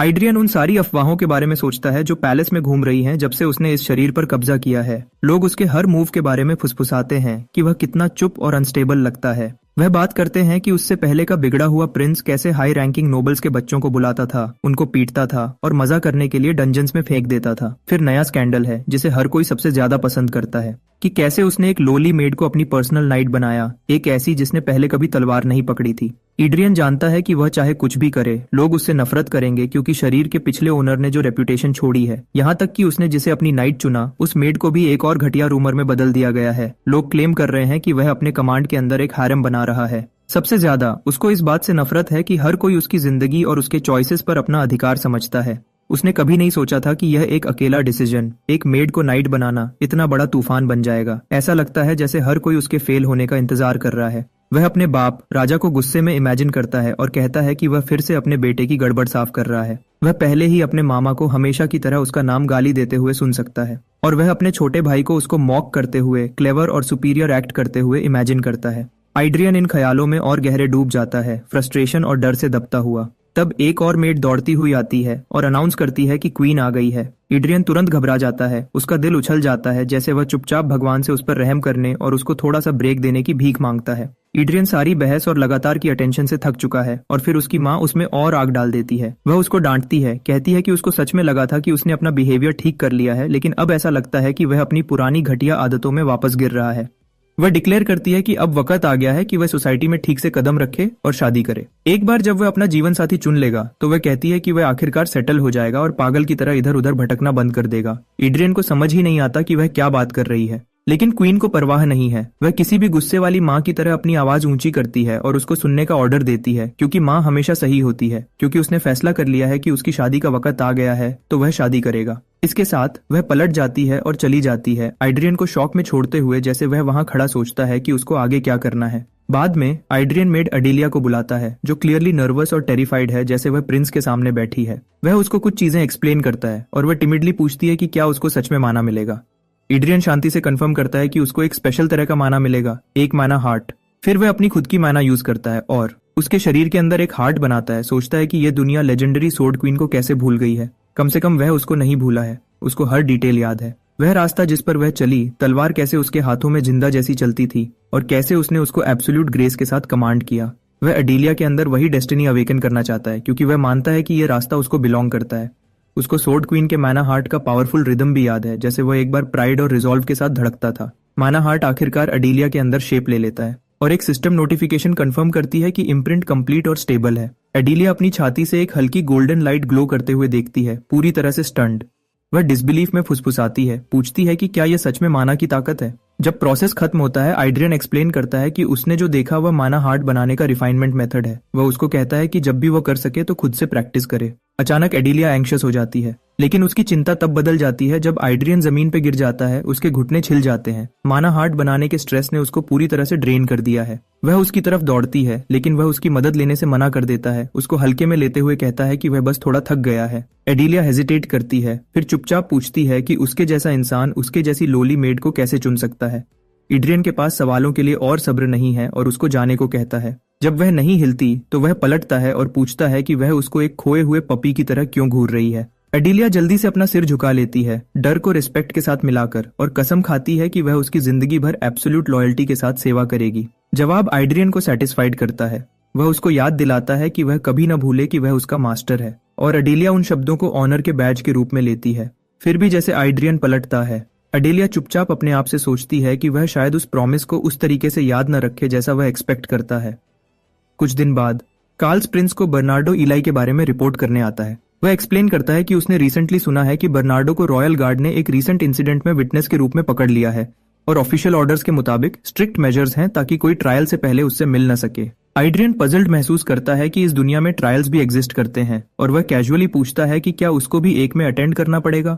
उसका नाइट शांति से जवाब देता है कि रॉयल्टी कभी विटनेस नहीं बनती। राहत एड्रियन को एक छूटी हुई सांस की तरह लगती है, लेकिन इससे वह अनईजी भी हो जाता है। वह रियलाइज करता है कि वह इस पूरे ट्रायल को अचानक बहुत बड़ी डील बना रहे हैं। कॉन्वर्सेशन के दौरान एड्रियन का ध्यान अडेलिया की तरफ जाता है। वह उसको सीधे देखता है और पूछता है कि उसको हाल ही में कैसा महसूस हो रहा है। वह बेचारी लड़की हैरानी से फ्रीज हो जाती है, क्लियरली उसकी चिंता की उम्मीद नहीं कर रही थी। एड्रियन फिर उससे माना के बारे में पूछता है कि क्या वह स्टेबलाइज हो गया है या नहीं। अडेलिया खुद को संभालती है और जवाब देती है कि हाँ। यह सुनकर एड्रियन बिना किसी झिझक के खड़ा हो जाता है और डिक्लेयर करता है कि अब से वह उसके साथ ट्रेनिंग में शामिल होगी। वह उसको कपड़े बदलने और ट्रेनिंग ग्राउंड पर मिलने को कहता है और क्लीनिंग रैक को पीछे छोड़ने को कहता है, क्योंकि इस पल से वह एक नाइट है। ट्रेनिंग ग्राउंड पर एड्रियन अपना शरीर स्ट्रेच करना शुरू करता है, धीरे और रिलैक्स्ड। इससे पहले कि वह अपनी रूटीन में सेटल हो सके, कोई उसको इंटरप्ट करता है। यह उसका मामा है, बेलहार्ड। वह एक सवाल पूछता है और एड्रियन तेज सांस के साथ जवाब देता है। क्लियरली आज उससे डील करने में अनइंटरेस्टेड है। उसका ध्यान कहीं और है, एक लड़की पर जो फील्ड में दौड़ने में स्ट्रगल कर रही है। एड्रियन अपने मामा से पूछता है कि क्या उसने अफवाहें सुनी हैं, फिर ओपनली कहता है कि वह उसको नाइट बना रहा है। शब्दों से तुरंत बेलहार्ड गुस्से में आ जाता है, हमेशा की तरह। वह भड़कता है, एड्रियन पर इल्जाम लगाता है कि वह एक मेडन को रेकलेसली नाइटहुड में फोर्स कर रहा है और अपने टाइम को बेवकूफ आइडियाज पर वेस्ट कर रहा है। एड्रियन पलटकर जवाब देता है, उसको अपने अफेयर्स में दखल न देने को कहता है, जैसे वह हमेशा करता है। उनकी बहस और तेज हो जाती है, तेज शब्द इधर उधर उड़ते हुए, जब तक एडेलिया आखिरकार अपना 10वां लैप पूरा नहीं कर लेती और जमीन पर गिर जाती है। बेलहार्ड उस पर एक नजर भी नहीं डालता। एडेलिया हांफती और कांपती हुई अपॉलॉजी करना शुरू करती है, इतनी घटिया रनर होने के लिए माफ करने की भीख मांगती है। एड्रियन तुरंत उसको भूल जाने को कहता है। वह आगे बढ़ता है और उसके हाथों में एक लकड़ी की तलवार रखता है, एक्सप्लेन करते हुए कि आज वह उसको सिर्फ बेसिक स्टांसेस सिखाएगा। वह कुछ सिंपल मूवमेंट्स डेमोन्स्ट्रेट करता है, स्टेडी और प्रिसाइज। फिर अडीलिया को खुद ट्राई करने को कहता है। जो अगले होता है वह सबको फ्रीज कर देता है। एक स्किल्ड बैलेट डांसर की तरह अडीलिया मूव करना शुरू करती है। उसके कदम स्मूथली फ्लो करते हैं, उसका पोस्चर परफेक्ट। उसकी तलवार हर मूवमेंट को हैरान करने वाली ग्रेस के साथ फॉलो करती है। दोनों बेलहार्ड और एड्रियन चुपचाप खड़े हैं, डिसबिलीफ में घूरते हुए। उसने उसकी टेक्निक्स को सिर्फ एक बार देखने के बाद फ्लॉलेसली रिक्रिएट कर दिया। जब वह खत्म करती है तो वह उसकी तरफ देखती है और धीरे से पूछती है कि क्या उसने सही किया। एड्रियन को अपनी रीढ़ की हड्डी में एक ठंडक महसूस होती है। पहली बार डर उसको पकड़ता है। इस रेट पर वह उसको बहुत जल्दी सरपास कर सकती है। वह फिर दूसरी तरफ मुड़ता है और उसको बस एक। वह कड़वाहट से सोचता है कि कंट्रोल तभी काम करता है जब कमजोर ताकतवर से डरते हैं, और अगर वह उससे आगे बढ़ जाती है तो वह डेंजरस हो सकती है। लेकिन उसके ख्याल टूट जाते हैं जब वह देखता है कि बेलहार्ट अडीलिया को अपनी आंखों में एक ग्रीडी चमक के साथ देख रहा है। एड्रियन करीब आता है और अपने मामा को नजस करता है, उसको खुद को शांत करने और उसके बारे में कोई घटिया आइडिया न रखने की चेतावनी देता है। बेलहार्ट सिर्फ स्मर्क करता है और उसको मॉक करता है, कहता है कि एड्रियन अभी भी एक नॉविस है जिसने सिर्फ कुछ महीने ही तलवार पकड़ी है और उसके जैसा इंसान ऐसी ओवरवेलमिंग पोटेंशियल को हैंडल नहीं कर सकता। यहीं पर एड्रियन लाइन खींचता है, नीचा दिखाए जाने से मना करता है। उसका माना हार्ट जिंदगी से भरपूर हो जाता है, वही हार्ट जो जायंट किंग की गहराई रखता है, लाइट ड्रैगन। और ऐसे बीइंग्स जिन्होंने अनगिनत जिंदगियों के खून से गहरी प्यास बुझाई थी। उसकी रूह का एक हिस्सा उसके गुस्से का जवाब देता है और उसके कमांड पर उठता है। लाल फ्लेम्स उसके शरीर के चारों तरफ लिपट जाती हैं, जैसे उसकी प्रेजेंस बाहर की तरफ एक्सप्लोड करती है। वह बेलहार्ट को कोल्ड अथॉरिटी से घूरता है। उसकी आवाज भारी और फाइनल है, जैसे वह डिक्लेयर करता है कि अडीलिया उसको बिलोंग करती है। एड्रियन अपने मामा को चेतावनी देता है कि वह अडीलिया को न देखे या उसके बारे में सोचे भी नहीं, क्योंकि उसको सच में नफरत है जब कोई उस चीज को जबरदस्ती करने की कोशिश करता है जो उसको बिलोंग नहीं करती। उस पल में उसको अचानक एहसास होता है कि उसकी रियलिटी की सेंस फिसल रही है। उसकी अवेयरनेस ठंडी और अंधेरे से भरी एक अजीब स्टेट में गायब हो जाती है, जहां वह न तो जिंदगी महसूस कर सकता है और न ही मौत। वह तुरंत खतरे को समझता है। इस रेट पर उसका शरीर तलवार के साथ मर्ज हो जाएगा और उसकी रूह को डिमोनिक ब्लेड ब्लैक हॉर्न निगल जाएगी। एड्रियन जानता है कि वह ऐसा नहीं होने दे सकता। वह पोल के खिलाफ लड़ता है, अपने इनर डीमंस का सामना करता है और डिमोनिक पावर को वापस उसके केज में फोर्स करता है। धीरे धीरे वह प्रिंस एड्रियन के रूप में वापस खुद में आता है, बिल्कुल सही वक्त पर अपने मामा की स्पीच के अंत को पकड़ने के लिए। मामा शानदार तरीके से बोलता है कि कैसे एक ऑर्डिनरी नाइट 1000 सोल्जर्स की जिंदगियां बचा सकती है और कैसे एक सिंगल आउटस्टैंडिंग नाइट हंड्रेड्स और ज्यादा को प्रोटेक्ट कर सकती है। एड्रियन मुश्किल से सुनता है। उसके लिए उसका मामा अब सिर्फ फैमिली नहीं है, बल्कि महान फ्रंटियर कमांडर है। वह आदमी जो लाशों और जंग के बीच सेनाएं लीड करता है। फिर भी एड्रियन को लेक्चर में कोई इंटरेस्ट नहीं है। उसकी इंडिफरेंस मामा को फिर से इरिटेट करती है और वह लड़के पर भड़कना शुरू कर देता है। तब अडेलिया आखिरकार अपने लिए बोलती है। वह डिक्लेयर करती है कि उसका शरीर और रूह एड्रियन को बिलोंग करते हैं और वह मामा की बातें नहीं मानेगी। एड्रियन को उसके रिजॉल्व पर गर्व की एक चमक महसूस होती है और अपने मामा की तरफ स्मर्क करता है। वह शांति से कहता है कि उसकी ट्रेनिंग का ओरिजिनल गोल बस उसको वजन कम करने में मदद करना था, और अब जब वह इतनी दूर आ गई है तो उसको और कुछ सिखाने को नहीं है। वह अपने मामा को जाने और उसके बिजनेस में दखल न देने को कहता है। मामा गुस्से में चला जाता है, सख्त और क्लियरली इरिटेटेड। उस दिन के बाद भी वह पैलेस बिना रुके विजिट करता रहता है, एडिलिया को देखता हुआ और उनकी ट्रेनिंग को दूर से ऑब्जर्व करता हुआ। क्योंकि एड्रियन ने उसको सख्ती से अंदर आने या दखल देने से मना किया है, मामा कुछ नहीं कर सकता सिवाय देखने के। उस एरोगेंट आदमी को चुपचाप स्ट्रगल करते हुए देखना एड्रियन के लिए अजीब तरीके से एंटरटेनिंग हो जाता है। कुछ ही देर में एडिलिया फिर से तलवार के साथ अपना स्टांस लेती है और एड्रियन अपनी आंखों पर विश्वास नहीं कर सकता।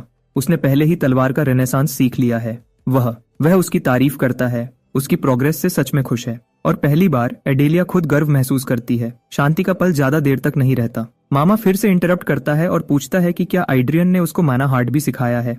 जब एड्रियन कंफर्म करता है तो मामा का गुस्सा फट जाता है।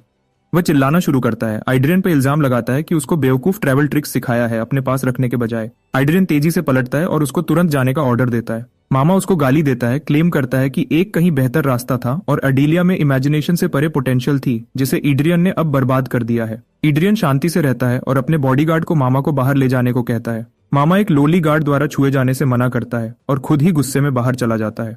टेंशन खत्म होने के बाद एडिलिया चुपचाप एड्रियन से पूछती है कि क्या वह टेक्निक्स जो वह सीख रही है सच में सिर्फ पेटी ट्रिक्स हैं। एड्रियन मजबूती से मना करता है। वह उसको कहता है कि उसका मामा नहीं समझता कि वह क्या बात कर रहा है। सच्चाई वह एक्सप्लेन करता है ये है कि इस मॉडर्न ईरा के लोग पूरी तरह से भूल गए हैं कि एक असली माना हार्ट सच में क्या होता है। अगर वह नहीं भूलते तो वह उसको टूटे हुए जूतों की जोड़ी की तरह कभी नहीं फेंकते। शांत निश्चितता के साथ एड्रियन कसम खाता है कि वह जल्द ही माना की असली ताकत खोज लेगी। बाद में ट्रेनिंग ग्राउंड पर मामा वापस आता है और एड्रियन के सामने एक लकड़ी की तलवार रखता है। उसको खुद को प्रूव करने की डिमांड करता है। मामा डिक्लेयर करता है कि वह सिर्फ एक सिंगल रिंग यूज करेगा और अगर एड्रियन उसको आधा कदम भी पीछे हटने पर मजबूर कर सकता है तो वह आखिरकार एड्रियन के नॉलेज और पावर को एक्नॉलेज करेगा। एड्रियन तलवार उठाता है और शांति से पूछता है कि बेट क्या है। मामा जवाब देता है कि अगर एड्रियन जीतता है तो वह उसको एक विश देगा, कुछ भी जो वह चाहे, यहाँ तक कि फैमिली की सीक्रेट टेक्निक्स भी। ये वह नहीं है जो एड्रियन सच में चाहता है, लेकिन फिलहाल वह बिना किसी झिझक के टर्म्स एक्सेप्ट करता है। एड्रियन तुरंत आगे बढ़ता है, सीधा अपने मामा के गले पर निशाना लगाते हुए। मामा सिर्फ स्मर्क करता है और कहता है कि ये ऑब्वियस था कि एड्रियन गले पर जाएगा। बिल्कुल जैसा प्रिडिक्ट किया था, एड्रियन फिर से मामा के गले पर अटैक करता है और बार बार। हर स्ट्राइक तेज और शार्प है, लेकिन मामा हर एक को आसानी से डॉज करता है। वह एफर्टलेसली मूव करता है, अटैक्स को अवॉइड करते हुए, जब तक वह आखिरकार एड्रियन की तलवार को ब्लॉक नहीं कर देता और उसको हल्के से पीछे धकेल देता है। पूछता है कि क्या बस इतना ही है उसके पास। वह फिर एड्रियन को पीछे धकेलता है और उसको मॉक करता है। पूछता है कि क्या उसने पहले ही हार मान ली है। एड्रियन दांत पीसता है। वह जिद्दी है और उसको उसका मामा अनबेरेबल अनोइंग लगता है, लेकिन वह एक चीज से इनकार नहीं कर सकता। उसका मामा डरावना तरीके से स्ट्रांग और स्मार्ट है। वह उस पल का इंतजार कर रहा है जब एड्रियन अपनी माना निकालेगा, क्योंकि तभी वह और ज्यादा क्रशिंग डिफीट दे सकता है। इस सोच के साथ वह खुद से बात करना शुरू करता है। अजीब लगता है कि 400 साल पहले अनगिनत माना हार्ट्स थे और जिन नाइट्स के पास माना हार्ट था उन्होंने अनबिलीवेबल फीट्स अचीव किए। फिर भी जब एक थोड़ी यूजफुल स्किल बाद में आई तो हर किसी ने माना हार्ट को भूलकर उस नई स्किल को अडेप्ट कर लिया। वक्त के साथ लोगों को विश्वास होने लगा कि माना चेन टेक्निक माना मैनेजमेंट का माना हार्ट से कहीं ज्यादा सुपीरियर मेथड है। बेलहार्ड उसको बड़बड़ाते हुए सुनता है और पूछता है कि वह असल में क्या कहना चाहता है। एड्रियन शांति से जवाब देता है कि वह इस बिलीफ से पूरी तरह डिसएग्री करता है और कि कंपैरिजन ही फ्लॉड है। एड्रियन कहता है कि माना हार्ट कभी कमजोर नहीं था, हमेशा से ओनर ही कमजोर था। वह क्लियरली कहता है कि सभी माना हार्ट्स फ्रैजाइल या इंफीरियर नहीं होते। वह फिर बेलहार्ड से पूछता है कि क्या उसने कभी हीरोइक मार्शल पोएम के बारे में सुना है। बेलहार्ड उस पर भड़कता है और उसको चुप रहने को कहता है कि ट्रेनिंग ग्राउंड ब्लोज और सोर्ड्स का आदान प्रदान करने की जगह है, गाने और पोएम्स की नहीं। एड्रियन सिर्फ स्मर्क करता है और उसको कहता है कि वह बेवकूफ है जो माना हार्ट को लो लेवल टेक्निक कहता है। इसके साथ एड्रियन वह पोएम रिसाइट करना शुरू करता है जो उसकी छाती में गहरे तक खुदी हुई है। वह 20 ट्रेनीज के खिलाफ 100 जंग जीतने का गाना गाता है जो सब हीरोइक मार्शल वॉरियर्स बनने का सपना देखते थे। जैसे शब्द फ्लो करते हैं, हीरोइक मार्शल पोएम आकर लेती है। हर लाइन जो वह रिसाइट करता है उससे उसके अंदर पावर बढ़ने लगती है। उन जीतों की ताकत उसके शरीर में, उसके हाथों में और आखिरकार उसकी ब्लेड में दौड़ती है। धीरे धीरे उसकी तलवार चमकने लगती है, पोएम का जवाब अपनी खुद की बढ़ती हुई लाइट से देते हुए। सिस्टम नोटिफिकेशन दिखाती है कि पोएम ऑफ स्पारिंग के इफेक्ट्स एक्टिवेट हो गए हैं और माना एड्रियन के चारों तरफ फ्लो कर रही है। लेकिन बेलहार्ड अनइम्प्रेस्ड रहता है, कहता है कि एड्रियन चाहे कुछ भी करे, इससे कोई फर्क नहीं पड़ेगा। जब तक एड्रियन माना हार्ट पर डिपेंड करता है वह माना चेन को सरपास नहीं कर सकता। एड्रियन अपने मामा पे चार्ज करता है और बेलहार्ड अपनी तलवार से एफर्टलेसली डॉज करता है। रिंग की माना हार्ट के फ्लो को पीछे धकेलती है जिससे एड्रियन थोड़ा पीछे उड़ता है। लेकिन सच में पोएम में मास्टरी हासिल करने के लिए एड्रियन ने 100 से ज्यादा बार ट्रेनिंग की है और रिंग की माना को 1000 से ज्यादा बार सहा है। उन 100 मैचेस के दौरान उसने अपोजिंग माना की 1000 वेव्स एक्सपीरियंस की। वह अपनी तलवार से नीचे स्ट्राइक करता है, स्टेंड से की पावर अनलीश करते हुए। उसकी ब्लेड अब पूरी तरह से प्रेजेंटेबल लगती है। लेकिन जब वह फिर से अटैक करता है, बेलहार्ड एक बार फिर डॉज करता है। एड्रियन दबाव बनाता है, बार बार स्ट्राइक करता है और पहली बार बेल कहता है। हार्ड को चिंता होने लगती है। बेलहार्ड अपनी पूरी ताकत इकट्ठी करता है एड्रियन को पीछे धकेलने के लिए। वह एड्रियन को कहता है कि वह एरोगेंट है जो क्लेम करता है कि सभी माना हार्ट्स इक्वल नहीं होते। वह अपनी तलवार जमीन में दे मारता है जिससे एक एक्सप्लोजन होता है जो एड्रियन को दीवार से पीछे फेंक देता है। बेलहार्ड अनाउंस करता है कि वह इस लड़ाई से बोर हो गया है और डिक्लेयर करता है कि यह खत्म हो गई है क्योंकि वह पहले ही जीत गया है। एड्रियन हावेवर रियलाइज करता है कि एक कॉमन रैंक पर हीरोइक मार्शल पॉइंट्स अकेले इनएफिशिएंट है। वह अपनी तलवार का इस्तेमाल करके खड़ा होता है और 400 साल पहले की हिस्ट्री सुनाना शुरू करता है। वह एक्सप्लेन करता है कि नाइट्स ने एक क्रिटिकल गलती की थी। उन्होंने अपने डिसेंडेंट्स के लिए कोई दुश्मन नहीं छोड़ा। उनको विश्वास था कि उनकी कहानियां, तलवार टेक्निक्स, हार्ट की धड़कन और उनकी जीतों की पोएम्स इंटैक्ट पास डाउन होंगी। लेकिन इस नई दुनिया ने ड्रैगन्स और जायंट किंग्स के गाने भुला दिए हैं। उनको इतने बेतुके मिथ्स में बदल दिया है कि वह सच नहीं हो सकते। बेलहार्ड बिल्कुल नहीं सुनता। उसको लगता है एड्रियन डे ड्रीम कर रहा है और उसको एक शब्द भी समझ नहीं आता कि वह क्या कह रहा है। एड्रियन गेम्स से थक जाता है और अपने मामा को एक एरोगेंट और फूलिश नाइट सोचता है। अचानक तलवार के डीमन ब्लैक हॉर्न का अंधेरा एड्रियन की आंखों के ऊपर तूफान की तरह उठता है। वह डिक्लेयर करता है कि अगर बेलहार्ड असली ताकत नहीं समझता तो वह उसको सिखाएगा। डीमन हैंड्स आइड्रियन के शरीर और दिमाग को पूरी तरह कंज्यूम कर लेते हैं। वह ड्रैगन स्लिंग पोएम चांट करना शुरू करता है। उसका शरीर इमेंस पावर के नीचे स्ट्रेन करता है। गाने के कुछ पार्ट्स उसके लोअर रैंक की वजह से छोड़ दिए जाते हैं, लेकिन एक पावरफुल वर्स बचा रहता है। आइड्रियन मांट्रा को बार बार रिपीट करता है। इस वर्स की शेयर एनर्जी बेलहार्ड को जोर से टकराती है। आइड्रियन अटैक करता है और बेलहार्ड रियलाइज करता है कि अगर यह चलता रहा तो वह मर सकता है। एक और एक्सप्लोजन होता है, आइड्रियन को पीछे जमीन पर फेंक देते हुए। जब धूल बैठती है, बेलहार्ड रिवील करता है कि वह promised single minor ring use नहीं कर रहा है, बल्कि रिंग्स का पूरा पेंटागन। आइड्रियन हावेवर चारों रिंग्स एक्टिव होने पर भी थ्रिल्ड है। उसकी तलवार अनटच्ड है, माना हार्ट की पावर से रिंग की माना को काटते हुए। वह अपने पैरों पर खड़ा होता है, बेलहार्ड को स्टन्ड और कंफ्यूज छोड़ते हुए। बेलहार्ड को उम्मीद थी कि रिंग की माना हार्ट को सरपास करेगी, लेकिन वह नहीं कर पाई। आइड्रियन सीधे अपने मामा की तरफ देखता है और शांति और मजबूती से डिक्लेयर करता है कि वह हार गया है। बाद में ड्रैगन का गाना और तलवार आइड्रियन के नाजुक इंसानी शरीर को पीटती है। वह शीट्स को नोचता है, दांत पीसकर उस कमीने गेस्टा सैंक्टोरम को गाली देते हुए। बाद में एड्रियन जानता है कि यह दर्द गेस्टा सैंक्टोरम की पावर को जबरदस्ती निकालने की कीमत है। डिकैपिटेटेड ड्रैगन की पोएम। उसका शरीर अब चेथड़ों में है, लेकिन वह जानता है कि यह हर रिस्क के लायक है। यह उसका पहला मार्शल फीट है जिसे उसने पूरी तरह खुद बुनाया है और उसको इस पर गर्व महसूस होता है। वह पोएम को अपने दिल से बार बार रिसाइट करता है। सिस्टम दिखाता है कि उसकी गॉड ऑफ ड्यूअल्स की रैंक थोड़ी बढ़ गई है और उसको लगता है कि यह थर्ड प्रिंस के साथ ड्यूअल के लिए काफी होगा। अचानक एडेलिया उसको इंटरप्ट करती है, खुशी से, क्योंकि उसको आखिरकार होश आ गया है। वह उसको बताती है कि कैसे उसके बेहोश होने के बाद क्वीन बेलहार्ड पर गुस्से में थी और यह पहली बार था जब उसने उसको इतना गुस्से में देखा था। अंदर ही अंदर एड्रियन थोड़ा खुश महसूस करता है, सोचता है कि उसके मामा को क्वीन से डांट मिलना सही था। एडेलिया उसको यह भी बताती है कि बेलहार्ड ने कहा था कि एड्रियन के जागते ही उसको इन्फॉर्म किया जाए। एड्रियन को यह आइडिया पसंद नहीं आता, लेकिन वह लेट जाता है। उसको कहता है कि वह बस इतनी देर के लिए जागा है कि उसको पता चल जाए और वह आराम करना चाहता है। वह जानता है कि अगर उसने जेस्टा सैंक्टोरम के एक्सेसिव यूज से डैमेज्ड स्पिरिट को ठीक से रिकवर नहीं किया तो उसको एक टेरिबल प्राइस चुकानी पड़ेगी।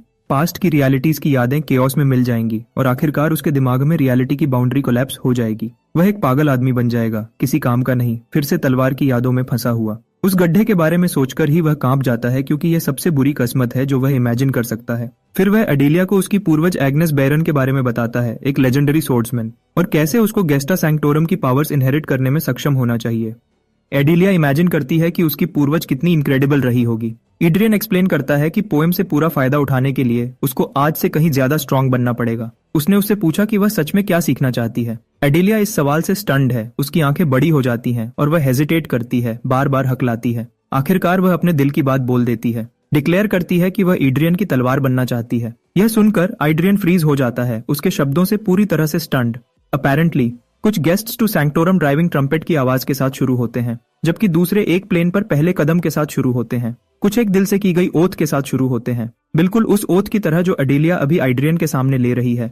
वह उसके लिए अपनी जिंदगी कुर्बान करने की कसम खाती है और उसके लिए अपनी हर चीज 5 चीजों में डेडिकेट करने की कसम खाती है। सिस्टम दिखाता है कि वह सबऑर्डिनेशन का एक पॉइंट ऑफर कर रही है। एड्रियन उसकी पावर और प्रेजेंस को महसूस करता है, रियलाइज करता है कि यह एडेलिया का जेस्टा सैंक्टोरम है। कुछ गेस्ट टू सैंक्टोरम दूसरों को भी इन्फ्लुएंस करते हैं और इस केस में एक नया गेस्ट ऑफ सैंक्टोरम बनता है, डोमिनेशन का एक पॉइंट क्रिएट करते हुए। सबऑर्डिनेशन का पॉइंट एक मास्टर और सर्वेंट के बीच का लिंक है और एड्रियन स्टन्ड है। सोर्ड क्वीन की डिसेंडेंट ने सबऑर्डिनेशन का यह रूप उसके सामने कंसीव किया है, उसको एक ऐसा चमत्कार देते हुए जिसकी उसने कभी उम्मीद नहीं की थी। वह मुस्कुराता है, उन सारी पावर्स के बारे में सोचता है जो उसके पास अब होंगी। जब तक एडेलिया की सबऑर्डिनेशन उसको टारगेट करती है, उसकी ग्रोथ से उसके खुद के काम को भी फायदा होगा। वह उसकी काइंडनेस के लिए उसको शुक्रिया कहता है और एडेलिया उसको एडमिरेशन से देखती है।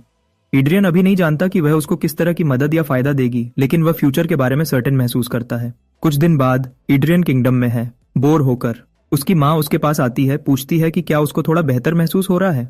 एड्रियन को सवाल किया जाना पसंद नहीं है और वह उन लोगों से डील करने में स्ट्रगल करता है जिन्हें शरीर के ओरिजिनल ओनर ने बहुत प्यार किया था। वह अपनी माँ के साथ भी उतना ही ऑकवर्ड है, जो थोड़ी हारी हुई लगती है। वह पूछती है कि क्या वह अपने मामा से नफरत करता है और फिर उसको कवर करने की कोशिश करती है। कहती है कि उसका सच में नुकसान करने का इरादा नहीं है, तो भले ही एड्रियन के हार्ड फीलिंग्स हैं, उसको बस उन्हें झटक देना चाहिए। जब एड्रियन जवाब देता है कि उसको वैसा महसूस नहीं होता, वह चिल्लाती है कि उसको जरूर करना चाहिए।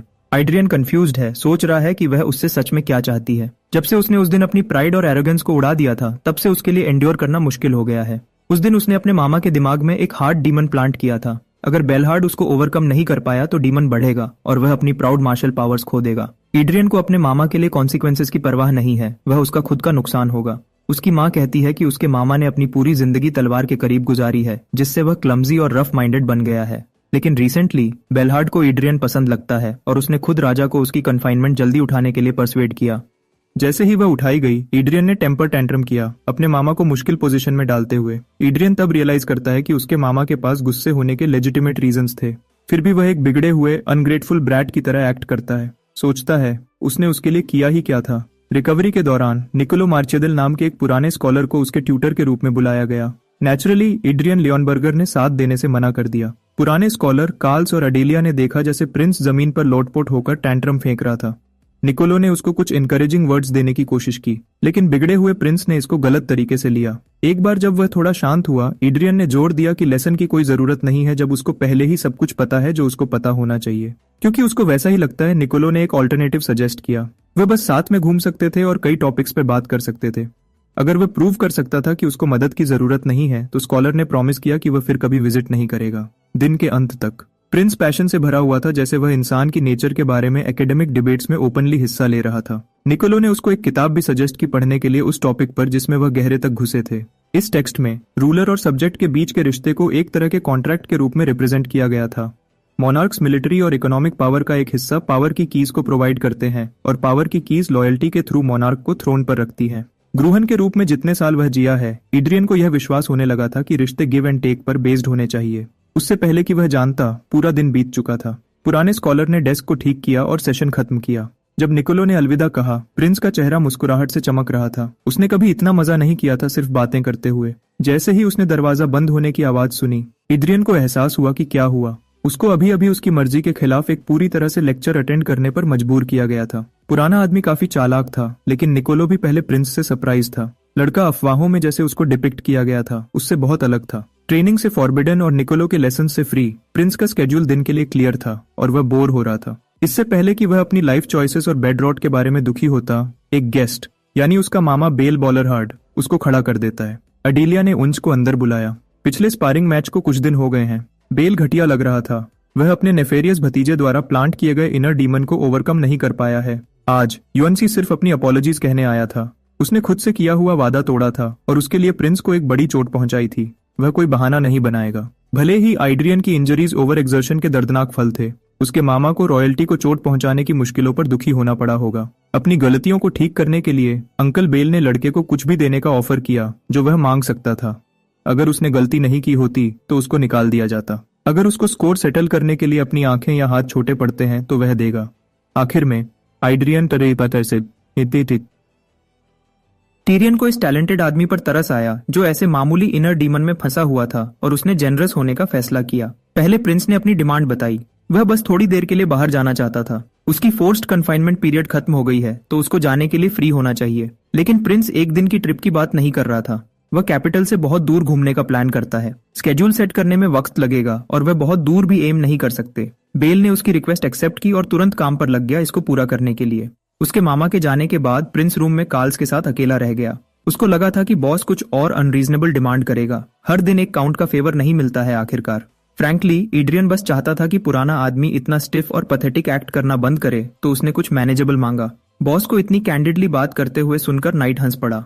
अचानक एडेलिया एक बहुत इंतजार की गई लेटर हाथ में लिए रूम में एंटर हुई। ये लेडी अरवेन कुर्गियान की तरफ से एक नीट अपडेट लॉग था। उसने एक छोटा ब्रेक थ्रू किया था और जल्द ही विजिट कर पाएगी। मैसेज शॉर्ट और स्वीट था, एक परफेक्टली टाइम्ड अच्छी खबर। 5 दिन बाद अंकल बेल ने खबर भेजी कि सब कुछ ठीक हो गया है। 2 और दिन बाद जाने का दिन आ गया। पहला इलाका जिससे वह गुजरेंगे उसको एलन कहते हैं। प्रिंस इतना एक्साइटेड था कि वह अपनी जगह बैठ नहीं पा रहा था। देखो, county of Elon royal palace का सबसे अच्छा आर्मामेंट प्रोडक्शन साइट है। उसमें हाई क्वालिटी मटेरियल सप्लाई करने के लिए आयरन माइन है और उसको रिफाइन करने के लिए ब्लैकस्मिथ्स गिल्ड है। रॉयल फैमिली को डिलीवर किए गए आधे से ज्यादा हथियार और आर्मर्स इलान से आए थे। क्योंकि एड्रियन का लेवल हाल ही में बहुत बड़ा है, उसको अपनी एक नई ब्लेड ढूंढने की बहुत इच्छा थी। ओरिजिनली उसने रॉयल आर्मरी से एक अच्छी तलवार पिकअप करने का प्लान किया था। बदकिस्मती से उसको राजा के रॉयल ऑर्डर से रोक दिया गया। मोटे प्रिंस के मूव करने के तरीके को देखते हुए वह अपने बाप को ब्लेम नहीं कर सकता था। कम से कम वह पैलेस के बाहर एक प्रॉपर वेपन स्कोर कर सकता है। हैरानी की बात यह है कि यूएन से एक्सकर्जन को सीरियसली ले रहा था। इस तरह लगभग 20 दिन का सफर शुरू हो चुका था। कैपिटल से 3 दिन बाद वह पहले स्टॉप इलॉन पहुंचेंगे, उसके बाद वह 2 और दिन आयरन लायन कासल की तरफ जाएंगे। करंटली आइड्रियन 3 पूरे दिन तक कैरेज में बैठा हुआ है, बोर होकर। एडिलिया उसके सामने बैठी है, लेकिन वह भी कोई मजाक नहीं है। शायद उसका टाइम अपने माना हार्ट को चेक करने में बेहतर गुजरेगा। करंटली उसका टैंक खाली है ड्रैगन स्लेइंग पोएम के एक्सेसिव यूज के साइड इफेक्ट के रूप में। उसको फिर से धीरे धीरे भरना शुरू करना सेफ होना चाहिए।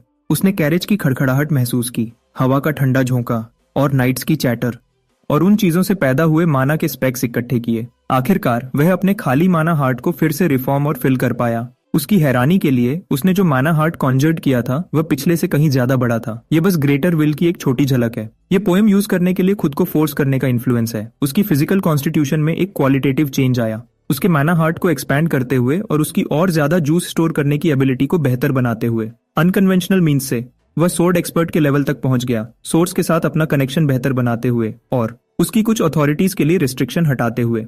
उसकी थर्ड आई और थर्ड ईयर सिग्निफिकेंटली अपग्रेड हो गई है। ओवरऑल एक सिंगल मेडिटेशन सेशन ने उसको एक अलग लेवल तक धकेल दिया। वह हर छोटे मूवमेंट में ड्रास्टिक चेंज महसूस कर सकता था।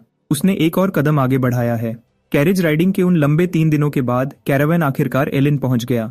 पहला प्रिंस को अदब से वेलकम किया गया और सिटी लॉर्ड के बेटों एडगर और टॉरेंस ईलन द्वारा पर्सनली एस्कॉर्ट किया गया। उनकी लंबी यात्रा को ध्यान में रखते हुए एडगर ने सबको पहले अपने रूम्स तक गाइड करने का ऑफर किया। इलन मैंशन में घूमते हुए एड्रियन ने देखा कि इस काउंटी को आर्मामेंट्स का प्रोडक्शन सेंटर क्यों कहा जाता था। हॉल हर तरह के हथियारों से भरे हुए थे। करीब से देखने पर आप देखेंगे कि डिस्प्ले में लगी ब्लेड्स सिर्फ फ्लैशी पीसेस हैं, एक्चुअल कॉम्बैट में यूजलेस मेटल के टुकड़े। पहले इंप्रेशंस के हिसाब से एड्रियन को इस जगह में वह ढूंढने में डाउट महसूस हुआ जो वह ढूंढ रहा था, तो उसने टेरिटरी के अंदर ब्लैकस्मिथ गिल्ड तक ले जाने को कहा। एडगर ने खुशी से उसकी रिक्वेस्ट ग्रांट की। रास्ते में लोकल लॉर्ड ने प्रिंस को चेतावनी दी कि ब्लैकस्मिथ्स बिना किसी एक्सेप्शन के रफ और स्टबर्न लोग होते हैं। जब अपने काम में पूरी तरह से डूबे होते हैं तो उनको ये भी पता नहीं चलेगा कि लॉर्ड विजिट कर रहा है। एडगर ने एड्रियन को क्राफ्ट्समैन स्पिरिट का सम्मान करने के लिए एक लंबा प्रियम्बल दिया, भले ही वह थोड़ा ऑफेंसिव लग सकता है। फर्नेस की गर्मी इंटेंस है। जैसे वह उस रूम में चलते हैं जहां मैजिक होता है। हवा में जबरदस्ती हथौड़ा मारने वाले लोहे की आवाज भारी थी। फ्लेम्स शोर मचाती हैं, बेलोज हिस करते हैं। ब्लैकस्मिथ्स आग और लोहे को परफेक्ट हार्मनी में यूज करते हैं। इस रूम में आर्टिजन्स के बीच एक एक्सेप्शनली क्लियर आवाज है जिसने प्रिंस की सांस रोक दी। एक बूढ़ा आदमी रूम के बीच में एक तलवार लगातार बना रहा है। एड्रियन का पूरा ध्यान अपनी तरफ खींचता है। किसी वजह से हैमर की हर रिदमिक बीट ने एड्रियन को ग्रूहन के रूप में उसकी पहली मेमोरी की याद दिलाई। एडिलिया ने अपने लॉर्ड के गाल से पसीना पोंछा, प्रिंस को उसके नॉस्टैल्जिक डे ड्रीम से बाहर निकालते हुए। जबकि बाकी फॉर्ज ने काम करना बंद कर दिया था प्रिंस को हम्बल ग्रीटिंग्स देने के लिए, बूढ़ा आदमी अपने फोकस्ड एफर्ट्स जारी रखे हुए था। एडगर ने वेलकम कमेटी को लीड करने वाले आदमी को सैक्सन के रूप में इंट्रोड्यूस किया, ब्लैकस्मिथ गिल्ड का हेड। एड्रियन को कोई फर्क नहीं पड़ता था, वह तो बस अपने सामने चल रही फॉर्जिंग मास्टर क्लास को देखना चाहता था। सैक्सन ने रॉयल्टी के सामने फेवर हासिल करने की कोशिश की और बूढ़े आदमी पर चिल्लाया कि काम करना बंद करे और प्रिंस को कुछ रिस्पेक्ट दिखाए। एड्रियन को उस कमीने को मुंह से पकड़ना पड़ा, उसको गड़बड़ करने से रोकने के लिए। खाली वर्क बेंचेस और दूसरे ब्लैकस्मिथ से मिलने वाले अनकंफर्टेबल लुक्स के हिसाब से ऐसा लगता है कि गिल्ड के हेड ने सबको बिना कहे ही बाहर घसीट लिया था। रिस्पेक्ट के निशान के रूप में उसने ब्लैकस्मिथ से वापस काम पर लगने की भीख मांगी। सबके वापस अपनी सही स्टेशंस पर आने के बाद प्रिंस ने ध्यान लगा लिया और एब्सोल्यूट सिनेमा देखता रहा। वह बस वहां खड़ा एक शर्टलेस बूढ़े आदमी को बार बार गर्म लोहे पर हथौड़ा मारते हुए देखता रहा। प्रिंस पूरी तरह से प्रोसेस में डूबा हुआ था। वह एक जलती हुई दुनिया के बीच में था। अपनी पूरी जिंदगी के सालों तक उसने कभी यह सेंसेशन पहले महसूस नहीं की थी। जब वह फोर्ज से निकले, एडगर ने एक्सप्लेन किया कि बूढ़ा आदमी पिछले 6 महीने से वही तलवार बार बार बना और पिघला रहा था। आदमी द्वारा बनाई गई हर तलवार को मास्टरपीस कहा जाता है। उसको मास्टर आर्टिजन ऐसे ही नहीं कहते। उसकी किसी भी क्रिएशंस में क्वालिटी की कमी नहीं थी, फिर भी उसने उन सबको पिघला दिया। इसके अलावा पिछले 1 महीने से बूढ़ा आदमी मुश्किल से सोया था। उसने खुद को पूरी तरह अपने काम में लगा दिया था। उसकी उम्र को देखते हुए यह थोड़ा चिंताजनक है। इलन पहुंचने के कई दिन बाद प्रिंस ने सुबह जल्दी फॉर्ज विजिट करना और रात को देर से निकलना एक रेगुलर ऑकरेंस बना लिया। वह बस मास्टर आर्टिजन को साइलेंस में इंटेंस डेली रूटीन जारी रखते हुए देखता रहा। पहले प्रिंस के आने से हुई टेंशन के विपरीत उसने बिल्कुल कोई इंसिडेंट नहीं किया। इलिन में उसका ठहराव आखिरकार अपने आखिरी दिन तक पहुंच गया। जाने के दिन मास्टर आर्टिजन हमेशा से ज्यादा जोर लगा रहा था। प्रिंस को उम्मीद थी कि वह तब तक रुकेगा जब तक वह फाइनल प्रोडक्ट नहीं देख लेता, लेकिन कौन जानता है इसमें कितना वक्त लगेगा। वह सिर्फ गहरे अफसोस के साथ जा सकता है। अनगिनत मैटर्स हैं जिन पर ध्यान देना है।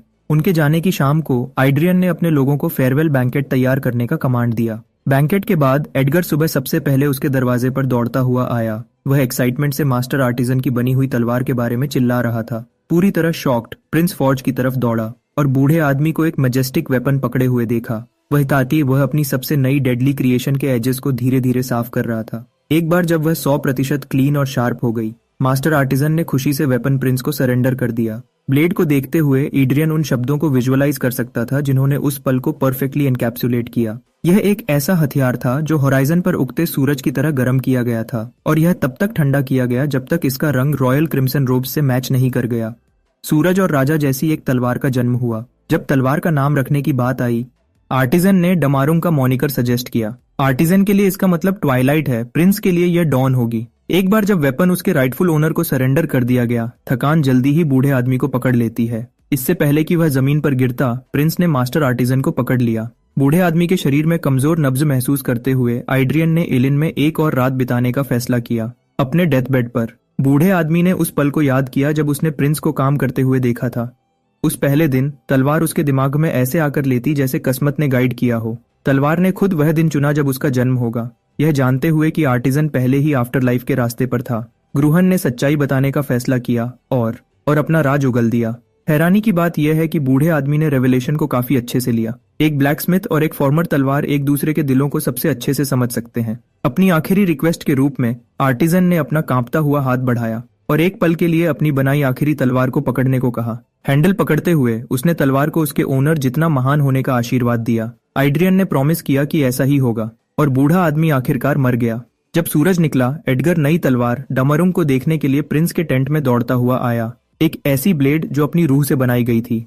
उसने प्रिंस को कन्विंस करने की कोशिश की कि बूढ़े आदमी की तलवार चलाने के लायक नहीं है और कि उसको मैजिक सोर्ड यूज करनी चाहिए, भले ही टॉप टियर नहीं थी। एडगर द्वारा प्रेजेंटेड मैजिक सोर्ड कम से कम एक फाइन मिड ग्रेड थी। एडगर की स्कीम को समझते हुए प्रिंस ने बेहयाई से मैजिक सोर्ड ले ली और डमारुंग छोड़ने से मना कर दिया, यह इंश्योर करने के लिए कि उसको पुशबैक नहीं मिलेगा। उसने एडगर पर इलन फैमिली की क्राउन के प्रति लॉयल्टी का यूज करके दबाव डालना इंश्योर किया। वह चालाक नोबल बस हार को निगलकर कूल एक्ट कर सकता था। उसने प्रिंस को एक फ्लैशी मैजिक सोर्ड से ललचाने का प्लान किया था। मास्टर की ब्लेड के बदले में बस 2 अनमोल हथियार फ्री में देने पर खत्म हो गया। बिना किसी और देरी के कैरावैन निकल पड़ा। कैवलरी पूरी स्पीड से आगे बढ़ी जबकि कैरेजेस और इन्फेंट्री एक मेजर्ड पेस पर पीछे चले। देरियों की भरपाई करने के लिए उनको जल्दी करनी चाहिए। अपनी कैरेज की तरफ जाते हुए प्रिंस अंकल बेल से टकराया। वह इलन में पूरे वक्त मुश्किल से एक दूसरे को देखे थे क्योंकि बेल एक अलग टास्क में बिजी था। अब से वह रात तक आयरन लायन फोर्ट्रेस पहुंचने के लिए तेज रफ्तार से चलेंगे। मजेदार बात यह है कि प्रिंस को घोड़ा चलाना नहीं आता। वह लिटरली तलवार था पता नहीं कितने समय से, तो उसको घोड़ा चलाना कैसे आता। आयरन लायन कासल तक का रास्ता मैसी था। उसको रास्ते में ही घोड़ा चलाना सीखना पड़ा। बहुत सारी उल्टियां हुई थी, क्रेजी हॉर्स व्हीलीज और बहुत प्रिवेंटेबल ट्विस्ट्स और टर्न्स। भले ही ये ओरिजिनली प्लान्ड आधे दिन की यात्रा नहीं थी, वह लगभग पूरे एक दिन की राइड में डेस्टिनेशन तक पहुंच गए। हाउस ऑफ वोल्रोडिन के आयरन लायंस का प्रेस्टीज लियोनबर्गर के नोबल सायन को रिसीव करने के लिए अरेंज की गई वेलकम पार्टी द्वारा एम्बॉडी किया गया था। ये लायंस उम्मीद से कहीं ज्यादा स्पिरिटेड थे। रीजन ऑब्वियस था, ये लड़के खुश नहीं होंगे कि उनकी देवी को एक वेस्ट्रल प्रिंस ने छीन लिया। लायंस को प्रोवोक करने में मजा आएगा यह सोचकर आइड्रियन कॉन्फिडेंटली आर्वेन की तरफ चला। एक बार सामने आने पर ऑनरेबल नाइट ने अपने घुटने टेक दिए और अपने लॉर्ड को सबसे अदब से ग्रीट किया।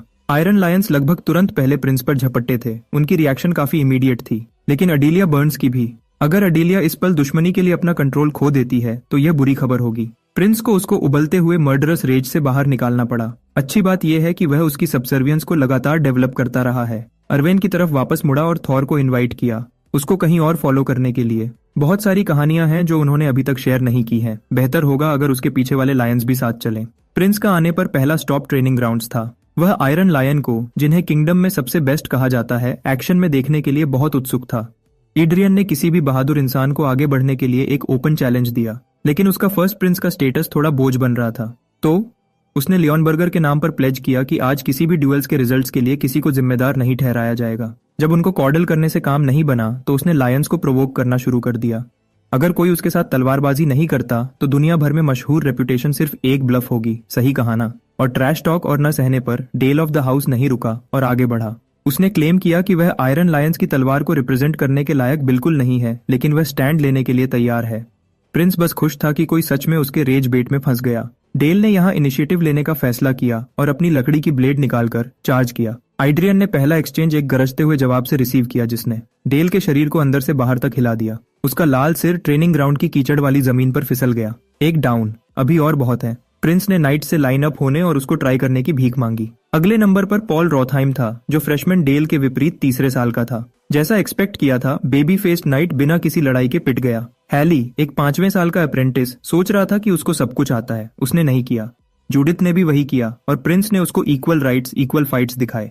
प्राउड आयरन लायंस द्वारा भेजा गया हर एक इंसान शानदार तरीके से हार गया। यह पिटाई आधे दिन तक चली।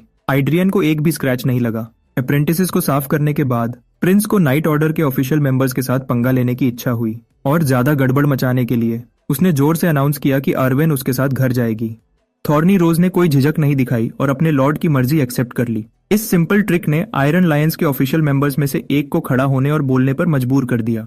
नाइट ने प्रिंस के गैम्बलिंग के शौक के बारे में सुना था, तो उसने चीजों को थोड़ा और जिंदा करने के लिए एक छोटा बेट सजेस्ट किया। इससे पहले कि नाइट बेवकूफी से खुद को शर्मिंदा कर पाता, कासल जाने का वक्त हो गया था। आइड्रियन ने अपना पैर नीचे रखा और यह स्थापित किया कि आर्वेन किसी टूर्नामेंट का इनाम नहीं है, उनको कुछ और वेजर करना चाहिए। उसने घिसपिसी ट्रेनिंग सोर्ड फेंक दी और कार्ल से एक असली ब्लेड मांगी। पहला प्रिंस ने मैजिक सोर्ड को निकालकर ड्यूएल के लिए दांव पर लगा दिया। हर कोई जिसके पास अच्छी आंखें थीं, वह देख सकता था कि मैजिक सोर्ड एक खजाना है। इस अरेंजमेंट से अनकंफर्टेबल होकर आर्वेन ने खुद को प्राइज के रूप में वॉलंटियर करने की कोशिश की, लेकिन वह सिर्फ एक मामूली तलवार से हजारों गुना ज्यादा कीमती है। एक फ्यूचर सोर्ड मास्टर की वैल्यू फॉर्ज स्टील से अनुपम है। हाउस फ़ारेनहाइट के डनहम ने चैलेंज एक्सेप्ट किया। एक ऑफिशियल आयरन लायन नाइट के रूप में वह ट्रिपल चेन को ब्रेक थ्रू करने की कगार पर है। वह बेसिकली डबल चेन पर है। उसकी तलवार मास्टर आर्टिजन द्वारा बनाई गई 17th ब्लेड है। इसको फेयर रखने के लिए वह भी इस अनमोल वेपन को सिंगल कॉम्बैट में बेट करने को तैयार है। इस लड़ाई को थोड़ा और सीरियसली लेते हुए प्रिंस ने अपनी मेन वेपन यूज करने का फैसला किया। उसके हाथों में मास्टर का 100th और आखिरी काम है, जो कुछ दिन पहले ही पूरा हुआ था। डनहम ने अपनी चेन्स को स्टोक किया। भले ही वह प्रिंस जिस सोर्ड पाथ पर चल रहा है उससे डिसएग्री करता है, वहां तक पहुंचने की मेहनत साफ है। उसके सम्मान में डनहम ने इस ड्यूएल में अपना बेस्ट देने की कसम खाई। आइड्रियन लोगों को अपने माना हार्ट को गलत रास्ते के रूप में रिफर करते हुए कभी आदत नहीं डालेगा। उसने सीखा है कि उसके प्रति डायरेक्टेड सम्मान उसके मेहनती लोगों को बिलोंग करना चाहिए। प्रिंस ने अपनी नाइट इन ट्रेनिंग मेड एडिलिया से भीख मांगी कि जो होने वाला है उसको गौर से देखे। यह वह रास्ता है जिस पर दोनों में से वह चलेंगे। अपने लॉर्ड की ऑरा से प्रभावित होकर एडिलिया अनकॉन्शियसली पीछे से उसकी फ्रीक्वेंसी से मैच करती है। बिना किसी गलती के वह कुछ भी करने के लिए तैयार है जो प्रिंस चाहता है और उसको चाहिए।